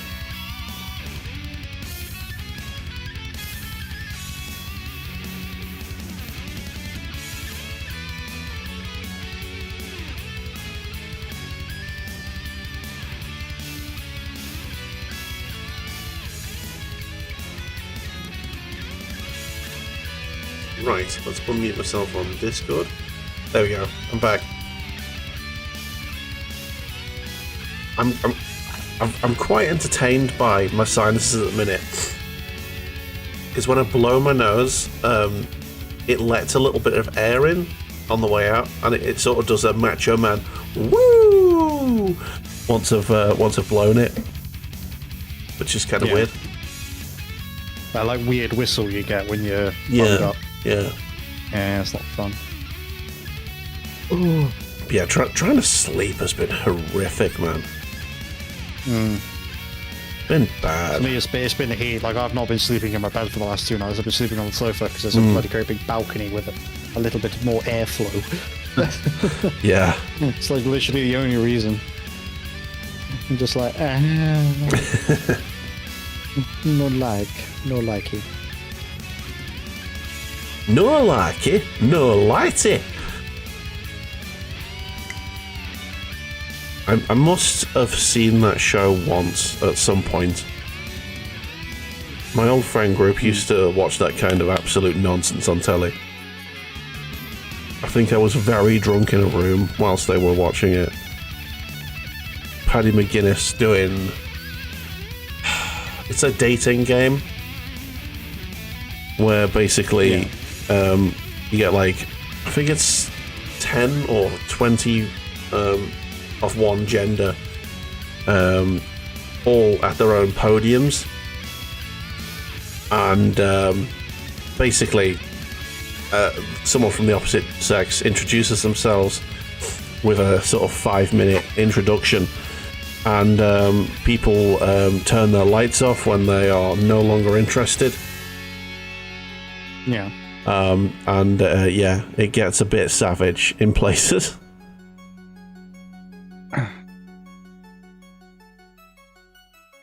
Yeah, I think they had it was a dating show, wasn't it? Yeah, they had a nerd on once, and like pretty much the second that he came out, like half of the people turned their lights off, and everyone was gutted because he was like a CEO, like he was like a millionaire basically, and there was like 4 women left. And the rest of them were fuming. Well, shouldn't judge a book by its cover. Exactly. Yeah. I mean, you would be right to judge me by my cover, but you know, you might not have been. Oh, it's just silly. Is all it is. Yeah. I mean, it's not the worst of those shows. Channel 4's got loads of those sort of things. Naked Attraction's a weird one.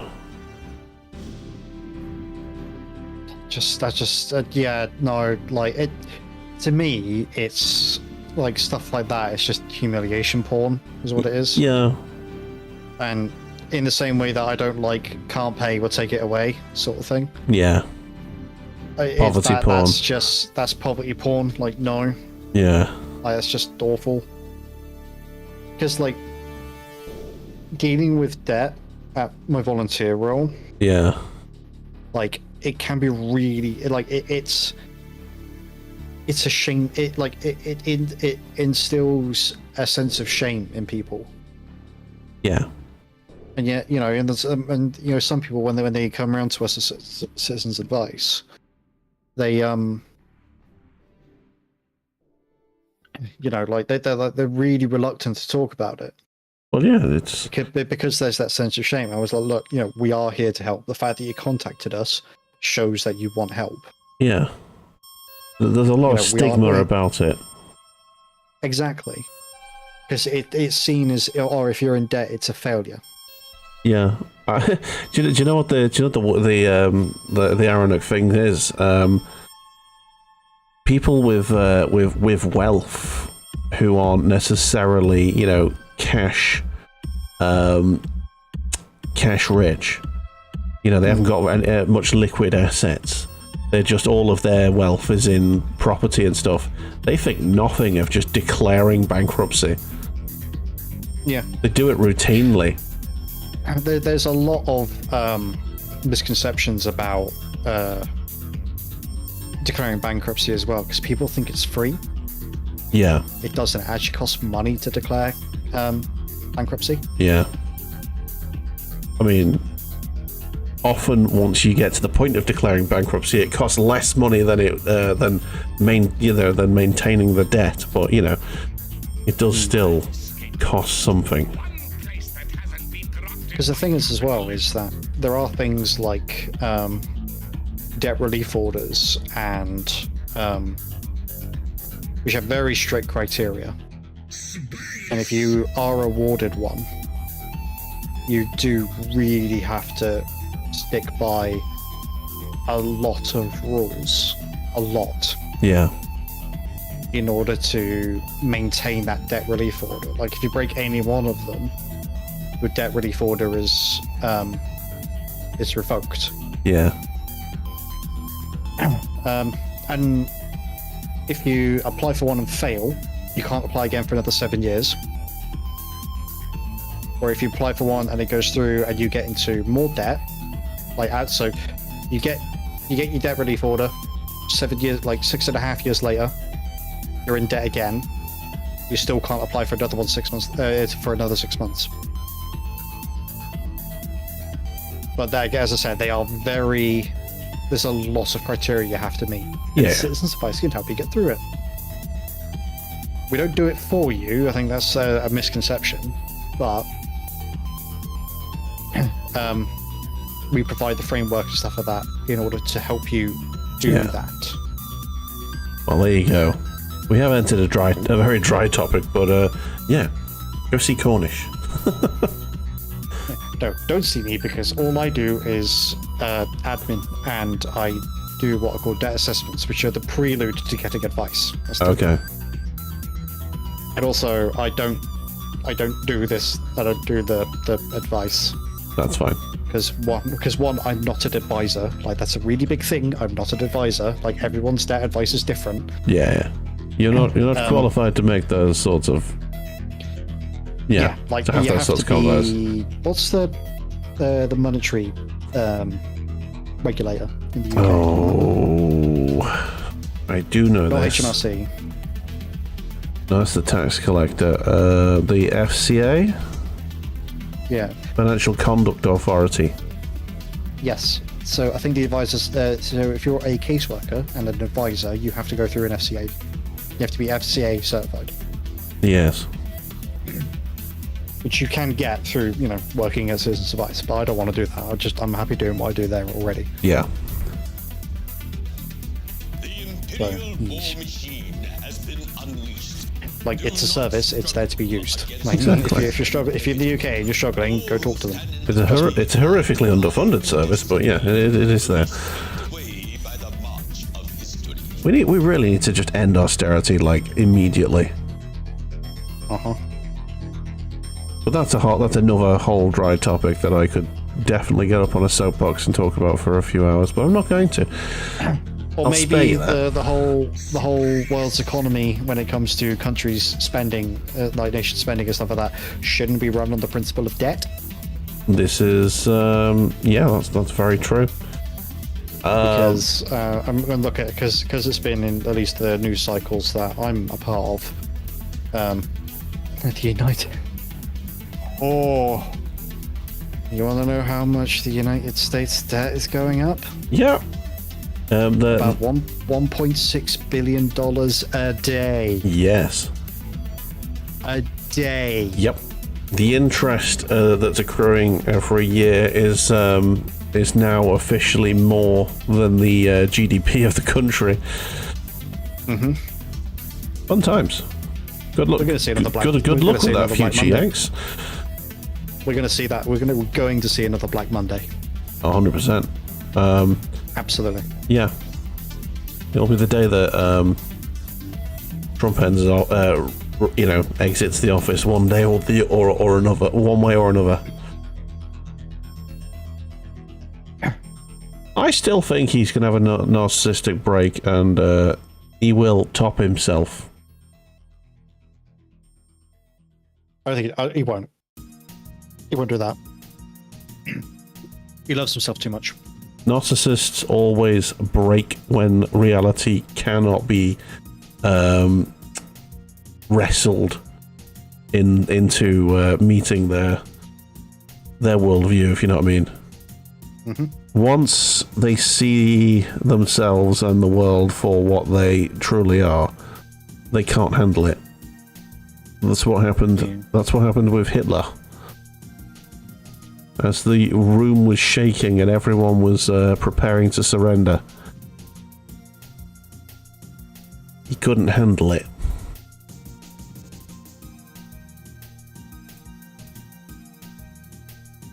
Anyway, a nice dark topic for a Wednesday afternoon or evening.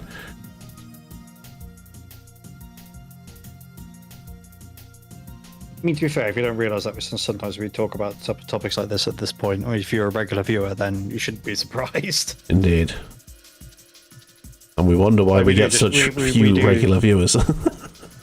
That and algorithms, you know. Well, yeah.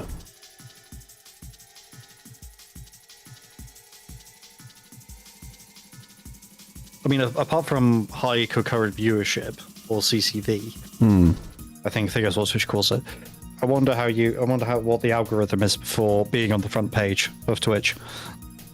Yeah, that could be quite fun. It's very much a case of, as far as I'm concerned, as far as I'm aware, the front page is usually the stuff that's not tailored to you.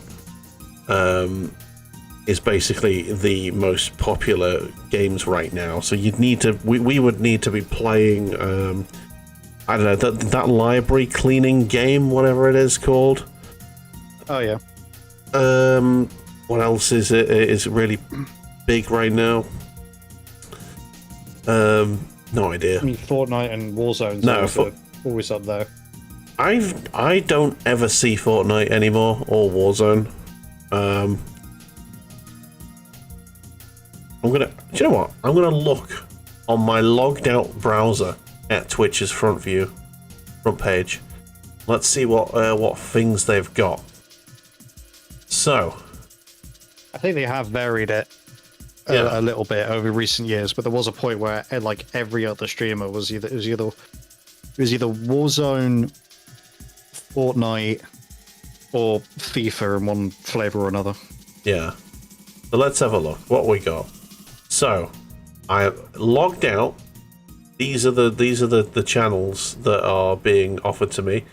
Well, the types. So you got just chatting, IRL. It's all just chatting and IRL. There's a League of Legends one there. But, oh yeah, League I see. Yeah. Often. But yeah, you got the likes of Jinxie, Angry Ginge. What else have we got? I don't know any of these others, but yeah, it's just literally giving you the biggest streamers. So if you're logged in, it's going to give you streamers streaming similar games to what you're into, but it's only going to give you the bigger viewerships. Yeah, there is a specific section for like smaller streamers, but like I think the algorithm. I'm just going to turn the green screen off here. Ooh, there we go. Let's turn that off. Fine. I'm starting to get filtered out way too much. But yeah, it basically is a case of if you want to be on that list, you have to be playing the game that the person likes all the time. That's all you can be streaming, basically. You need to be like the likes of Slate, who only plays Dead by Daylight. Yeah. And nothing else. If we wanted to be on the front page for Warhammer painting, this would need to be all we do. I'm not willing to do it because I need variety in my life, you know? You'd say it is the spice of life. It is. Almost. As is coriander, I find. Do like a bit of coriander. Coriander, cumin, paprika, smoked paprika, Turmeric. chili powder, curry powder, turmeric. Yeah. Garam masala. Yeah, I think it's 2 turmeric. No, sorry, it's 1 turmeric, 2 coriander, 2 cumin. That's your basic spice blend for a curry. Everything else is just a variation of that. Ghee as well. Yeah, Ghee's yeah. a big thing. But that is more. I think that is more sort of traditional Indian cooking as opposed to sort of what we make. Yeah, I think ghee is what they use. What's a British equivalent? Like, I guess goose fat. It's clarified butter, whatever that means. Yeah, I think. Yeah, basically I'm gonna Google it. Yeah, we'd use butter if we needed to fry something, but yeah, it's just I guess we use cream for the same sort of purpose, to sort of make something richer. Yeah. I've really struggled adding cream to things when I'm cooking with it, because it always seems to separate and be horrible. Yeah. You've got to let the dish cool before you add the cream. There you go. That's it. Otherwise it curdles immediately. Yeah, like I was trying to make... Also using a better... you have to use the nice cream. If you're using Asda's own, it's more likely to split. Same with soy milk. Soy milk, if you get the proper nice soy milk, it won't split as easily. Okay, but yeah, like, because there are dishes like, now add the cream, and then but it's like, add the cream, then put it in the oven for 20 minutes, and then I'm like, it just separates. Yeah, and curdles. Basically, add the cream whilst it's cool. So let it cool down, then add the cream, mix it in gently. Don't whisk it in. Because I had that with making curries in the slow cooker for a while, where it was like, oh, add cream, and I would.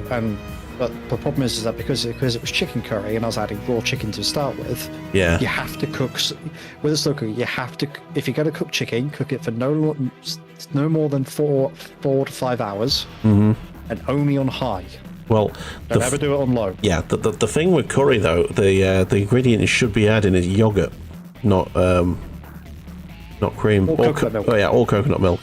It depends what you're trying to do. If you're just trying to make it silky smooth and delicious, yogurt is fine.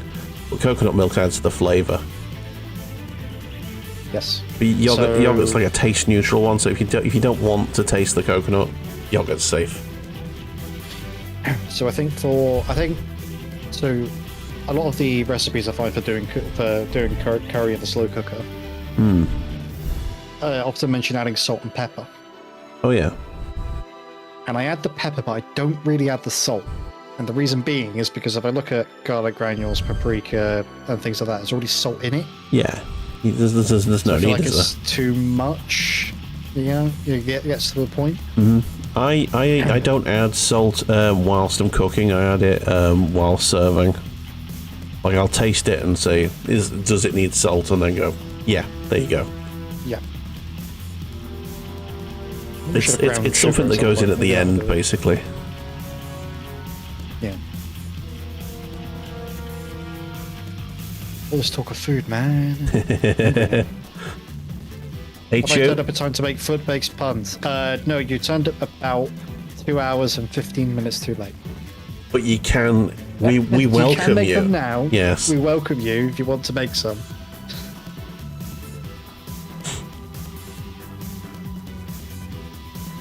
But There's a suggestion that I become Cornish toe breaker knight. The toe breaker. And as you can probably see from the tags below the stream, thanks, I totally forgot it was a stream day. There you go. It's not like I do this every week. No. He's gonna open up a nightclub and call it the Toe Bar.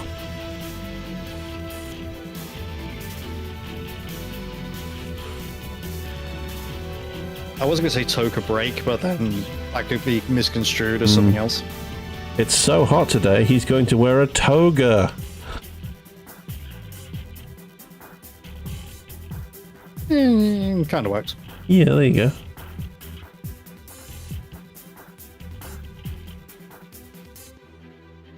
His favourite Pokemon is Togepi.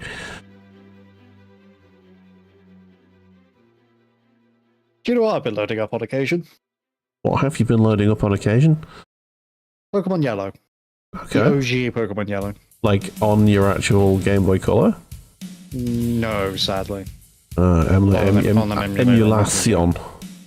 Yes. I mean, to be Total War? Ooh.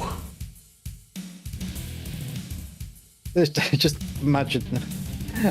Oh god, I'm making myself feel queasy now. Why? Imagine a Total War Warhammer 3 mod where it just converts everybody into toes, but they're all the flavor of the different factions. Someone make that mod. Imagine the Nurgle toe. Oh.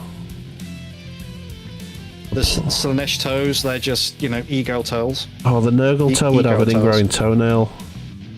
It'd be Ron. Oh. Covered in fungus, like athlete's foot. Oh.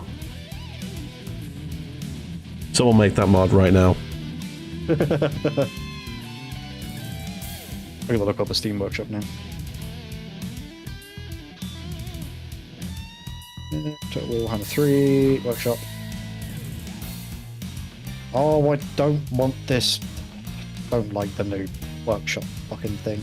I've not used the Workshop in a while. Last time I used the Workshop was for Euro Truck Sim. It's good to see that your soldiering on. He's ran out of toe ones. Yeah, it's still foot related, so sadly, there are no toe mods for Warhammer. Aww.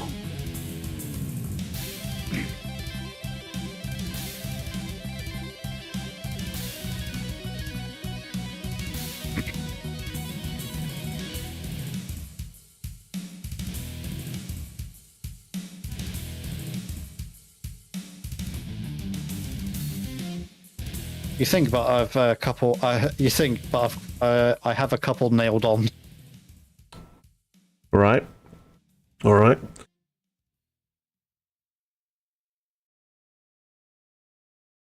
Yeah, that's not bad. That's not bad at all. Yeah. Good with this colour. Yeah. What's this? Oh, you're talking about the model. Sorry, I think you're talking about the toe related. The gun looks alright there, doesn't it? Yes. Still think a dry brush of something like a shade lighter than the purple. You were totally defeated by furniture. No, I was defeated by my own foot. That's a difference. It was the foot that caused the problem. It was the foot not knowing where it was going that caused me to trip and hit the furniture. He defeated himself in foot battle. He decided he wanted a toe war with himself, and he lost. Yeah.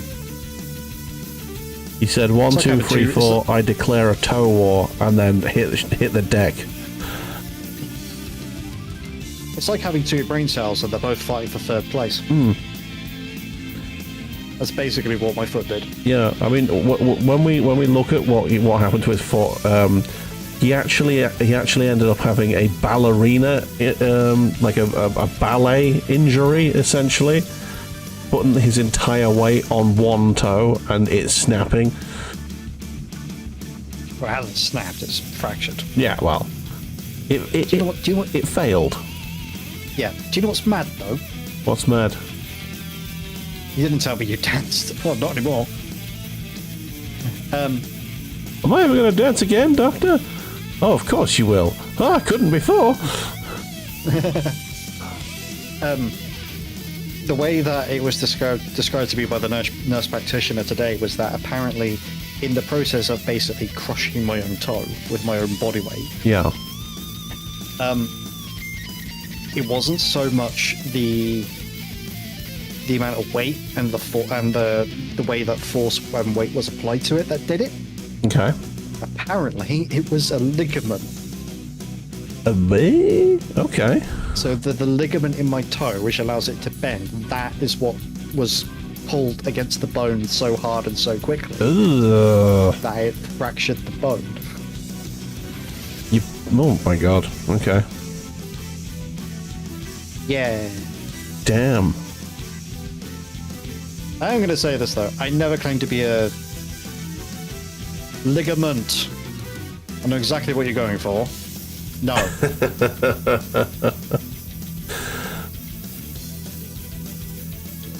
Saw that joke coming a mile away. It is appreciated. Glad you did. Did it anyway, don't care. Fair enough. It's dedication to the craft. That's what it is. It is.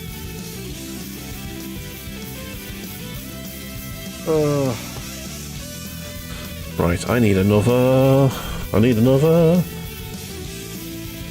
thingy-majig. I think I'm good to move on. Ooh. What are you moving on? Do I want to do the leather next on this guy? Yes, I do. Because that's somewhat easy. Actually, you know what? No, I'm going to do the armor panels. Which means I need a green that I put back in my goddamn box like a genius. Oh, you know what the good thing about this weather is? Never have to worry about a tea going cold. Yeah, I mean, yeah, but then it becomes like that sticky warm. Also, I don't know why the captions mentioned something about Pokemon. That's not what I said. Definitely what he said. Well done, captions. You read between the lines.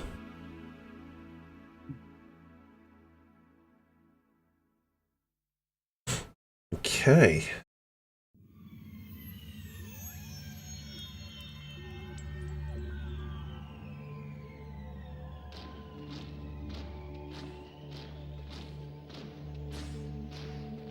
Yeah, I'm more than pleased with this color. This is a breakthrough situation. This is a eureka moment right here.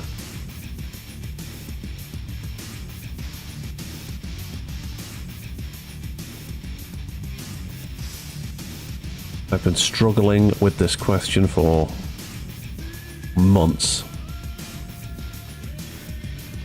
God damn it, I always miss a bit of the fatigues like a dum-dum. I don't realise it until I'm painting something else. And after I finish the fatigues.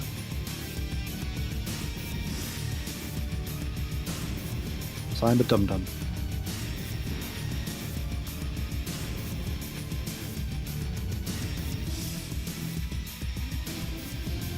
Okay, let's see.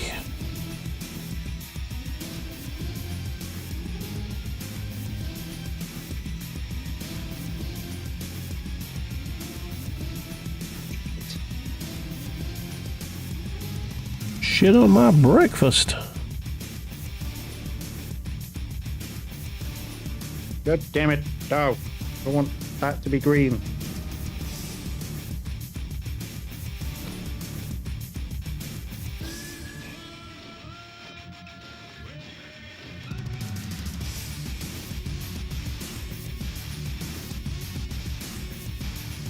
There we go.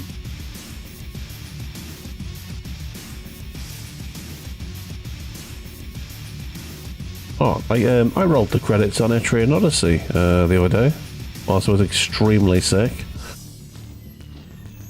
But you finished the game and saw the credits?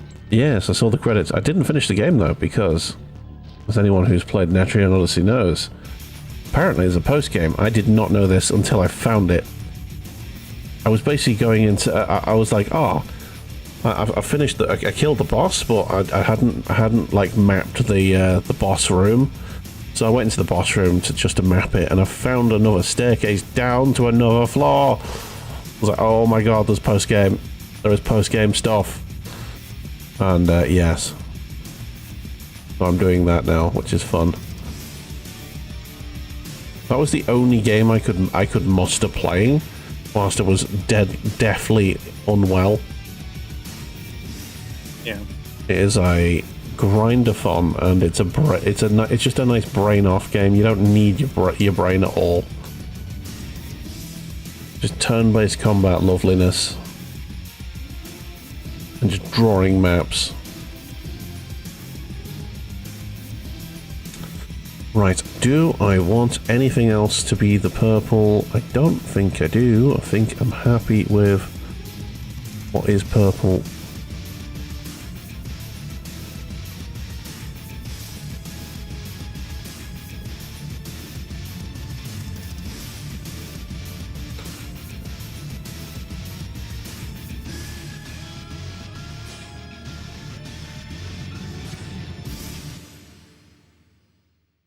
Yeah, this is going to be the purple that I make the Crimson Terror. Oh, the Red Terror. Yeah, the Red Terror. I'm going to call this. I'm going to call it the purple. Wasn't it the Purple Panic? Yeah, the Purple Panic. And yeah, this is the color I'm going to make most of it basically, so it'll stand out.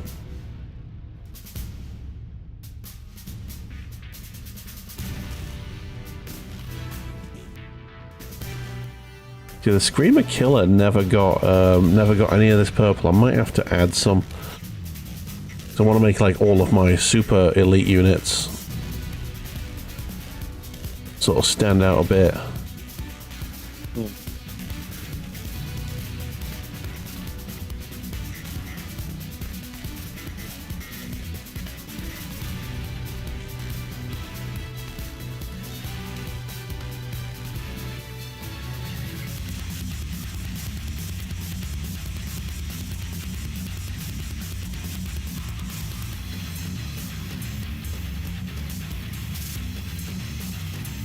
Didn't be doing this while I'm on strong painkillers, but gonna give it a go anyway. I didn't hear a word of that. Was all mumble. But they probably shouldn't be doing this on strong painkillers, but we're gonna do it anyway. It's not heavy machinery. It's fine. You know, I found out the warning bell on like really strong painkillers, where it says don't operate heavy machinery. They also mean don't drive. They do, yeah. You're not allowed to drive. Yeah. Well, it's recommended that you don't. But we all know what the British public are like for recommendations. Yeah. Recommend that you stay indoors during the global pandemic. Fuck that, a gorge poop. You're just like, don't. I mean, that means you can't drive on armor. That's different. It's a simulation. Shush. I'm being bullied because I'm part of the quote-unquote bureaucratic nightmare of an armor unit. Because I train people in our unit. Yeah. I train people allegedly. Okay. Because the recruiters are terrible at doing their jobs, and they never turn up to stream, so I can say that because they're bastards. Right, that's all of that colour done on this Hive Tyrant, and that is humongous improvement on what it was before. I'm going to turn this light down now because you won't be able to see anything on this.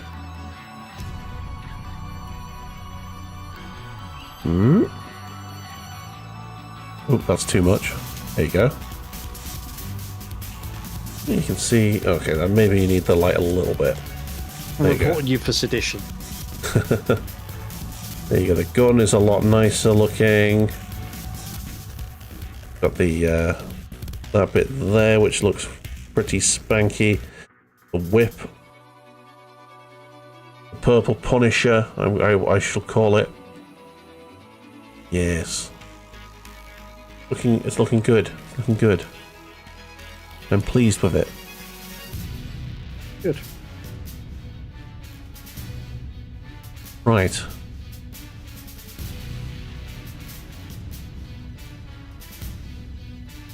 Purple Punisher sounds like something you'd find in Anne Summers. Yes. Or on Saints Row the Third. Or Saints Row game. Just any Saints Row game.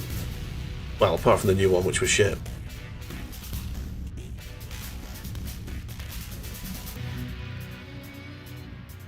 Ooh.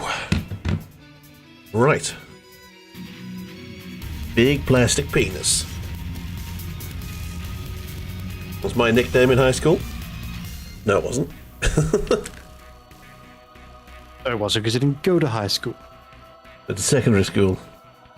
In Britain, we went to secondary school. Indeed. I still find it really funny that my first secondary school has become an academy. Like all schools have. It's the only way they've been able to maintain funding. They've got to specialise in something. Mine turned into a technology academy or something, which was very silly. Yeah, they've just rebuilt the school as well. Well, We spent all our money building new buildings. We don't have the money to pay teachers. yeah. Well, they still had the mobile buildings, the mobile classrooms, 10 years after I left, and they were falling apart when I was there. Yeah. Oh, these are just temporary. Yeah, for like 6 generations. Ooh, that's a nice itch. I should stop itching it though, because it's going to do damage soon. Oof. Sweaty and itchy. Hate this weather. I'm itching you. Oh, okay. I just turned around. I was like, please don't be itching your bollocks on stream. No, it's my front, my torso, my under boob area. Ah, yes. I'll give the I think dog. one of my neighbours has their washing machine on because I could feel it vibrating through the floor. Yeah, I was on the toilet the other day, and my washing machine was on. And the washing machine's basically directly underneath the toilet, so I could feel it through the throne. Just like, oh jeez, okay, that's going like the clappers. Yeah. I'm about ready to call it a day. All right. To be honest. I am also at a point where I think we can call it quite happily. So, good. Yeah, let's do the show and tell. There is a little bit in the Discord. I don't know if it was a very busy week, but Gordish, what you got? I have this dude who is one of the crewmen that will go in the back of this when I've done more on it. But I wanted to get the crew done before I carried on with it. Nice. All right, Big Cornish Cam, turn that off now. There you go. I've done. I'll do the first thing I did first. This NeuroLicror. He's looking good now. I think I'm going to have to do something weird with the brain. It's actually looking quite like realistically brainy. Yeah. Which is quite nice. But I want to make it look a little bit more alien. So I'm probably going to have to do something with it. Maybe another wash with the green. I don't know. But he's looking suitably evil. We'll finish him off next week with some tidying up and just generally spanking him nicely. Lovely. And I finally made a breakthrough with the Hive Tyrant, and I've decided what colour is getting used for the gun and the tube and the whip. And that purple is looking... It looks like it belongs, you know? It's not, it's not like obvious, it's like, it still looks kind of natural. It looks kind of cool. That weapon is looking deadly. Very nice.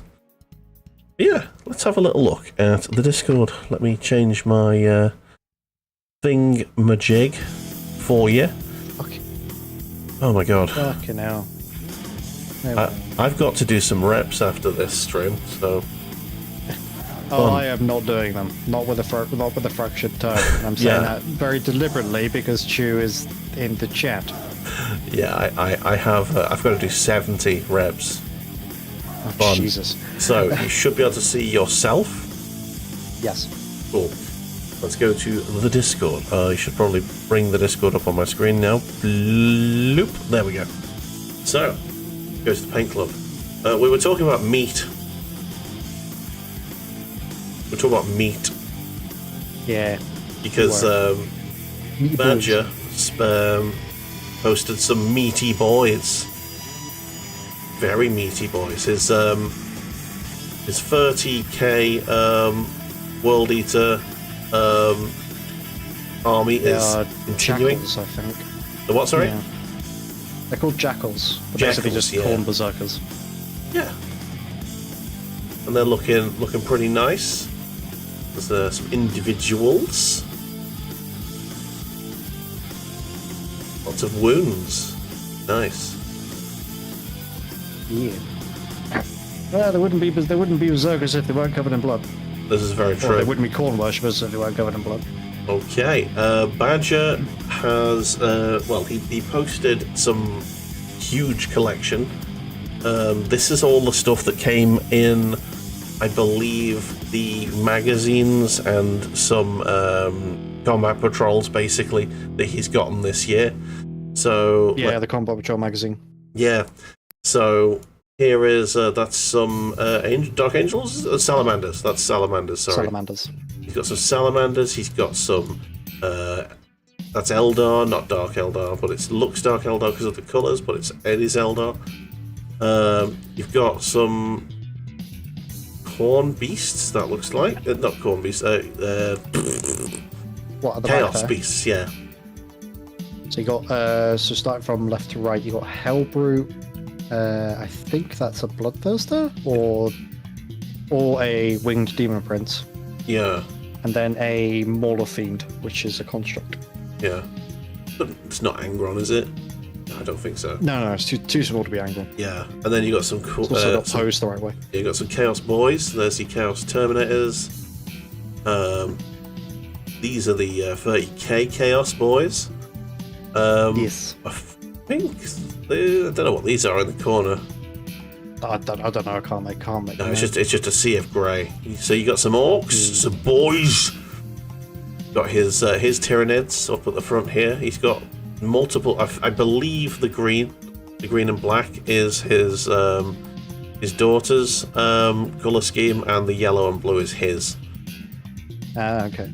Yeah. So there's more Tyranids. More boys. There's some killer cans. Is that a big mech there? Possibly. Yeah, in between the killer cans, I think it is. There's an Imperial Guard vehicle just sort of randomly sitting there in the middle of all of these Gene Stealers. No. Gene Stealer cults. That's a Gene Stealer vehicle. Oh, is it? Oh, it doesn't look anything like the rest of it. I guess he's just. It's the angle. Yeah.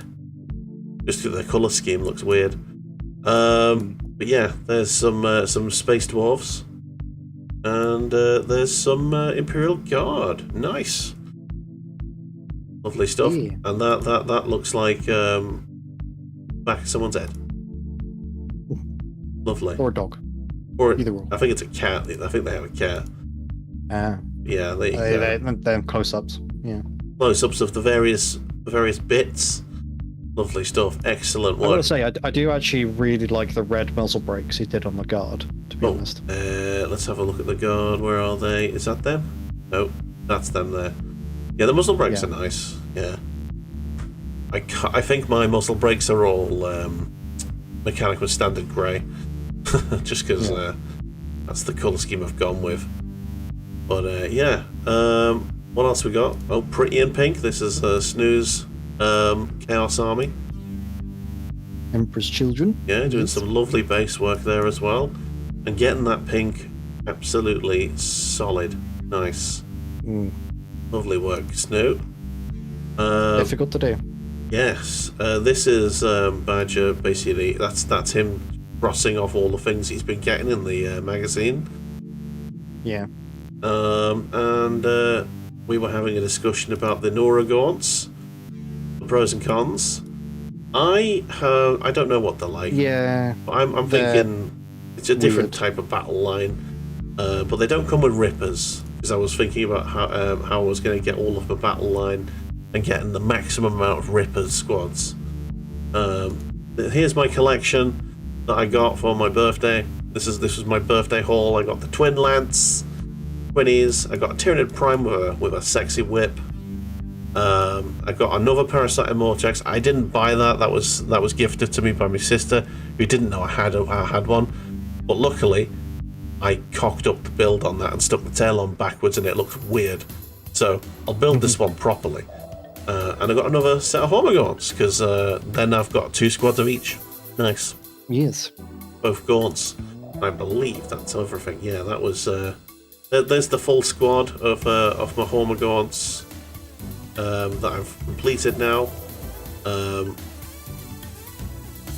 there's... That was what the NeuroLicror was like before the end of last stream. Right, there we go. That was quite a busy one on the old Discord this week. Nice. Yeah, it's to be fair, it's sort of expected when Badger starts posting. It's true. It's true. Badger gets involved. We get busy. Yeah, because he posts so much. Because he's able to. But what's bad is that he's able to paint that much and do it that well at the same time. Yeah, he is a machine when he gets going. But yeah, so thank you, Cornish. Thank you very much for being here. No worries. We'll be back with you next week. This is the case. Is it? Yes. Yes, cool. I just want to make sure, because I know you've got D&D sometimes happening. Tomorrow. Tomorrow, yes. Cool.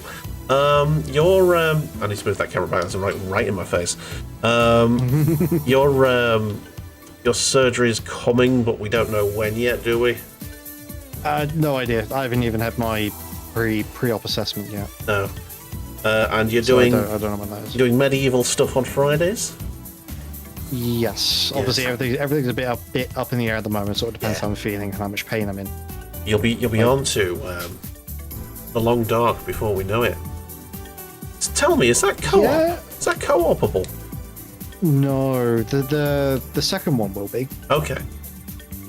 So that'd be a fun one to co-op at some point. But the first one is single player only. Yeah, along the dark on your own. Right, I gotta go and do some reps. So I'm gonna go prepare for that. Yeah. Good luck. Yeah, I'm doing it with a cold. I don't care. I'm gonna get it done. So yeah. Fair enough. Thanks, Cornish, and I'll talk to you in a bit. No worries. Can't you leave it? Right. Let's do the reps. Okay. Oh, my green screen's a bit all over the place today because I've not set it up properly. But we have a rep debt of 540. Let's get it done. Oh! So we need to do a minimum of 10% off the debt. So I'm round. I do it in tens. I don't round to like fives or anything. So I'm gonna be doing 60. Okay. Let's get it done. 1, 2, 3, 4, 5, 6, 7, 8, 9, 10, 11, 12, 13, 14, out, 15, 16, 17, 18, 19, 20, 21, 22, 23, 24, 25, 26, 27, 28, 29, 30. That's halfway done. Ah, bloody hell. Still sore from yesterday. I did reps yesterday. You're supposed to have a day off, I think. Right, this green screen is just not playing ball at all. Okay. 1, 2, 3, 4, 5, 6, 7, 8, 9, 10, 11, 12, 13, 14, 15, 16, 17, 18, ow, 19, 20, 21, 22, 23, 24, 25, 26, 27, 28, 29, 30. They get easier the more you do them. Okay. I'm going to try and do it in 2 halves. I might have to stop at 20 and do another 10 afterwards, but that'd be a bit wank, wouldn't it? 1, 2, 3, 4, 5, 6, 7, 8, 9, 10, 11, 12, 13, 14, 15, 16, 17, 18, 19, 20, 21, 22, 3, 4. Oh, take a rest.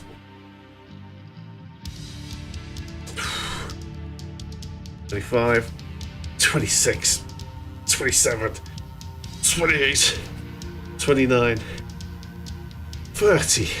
Oh. Okay.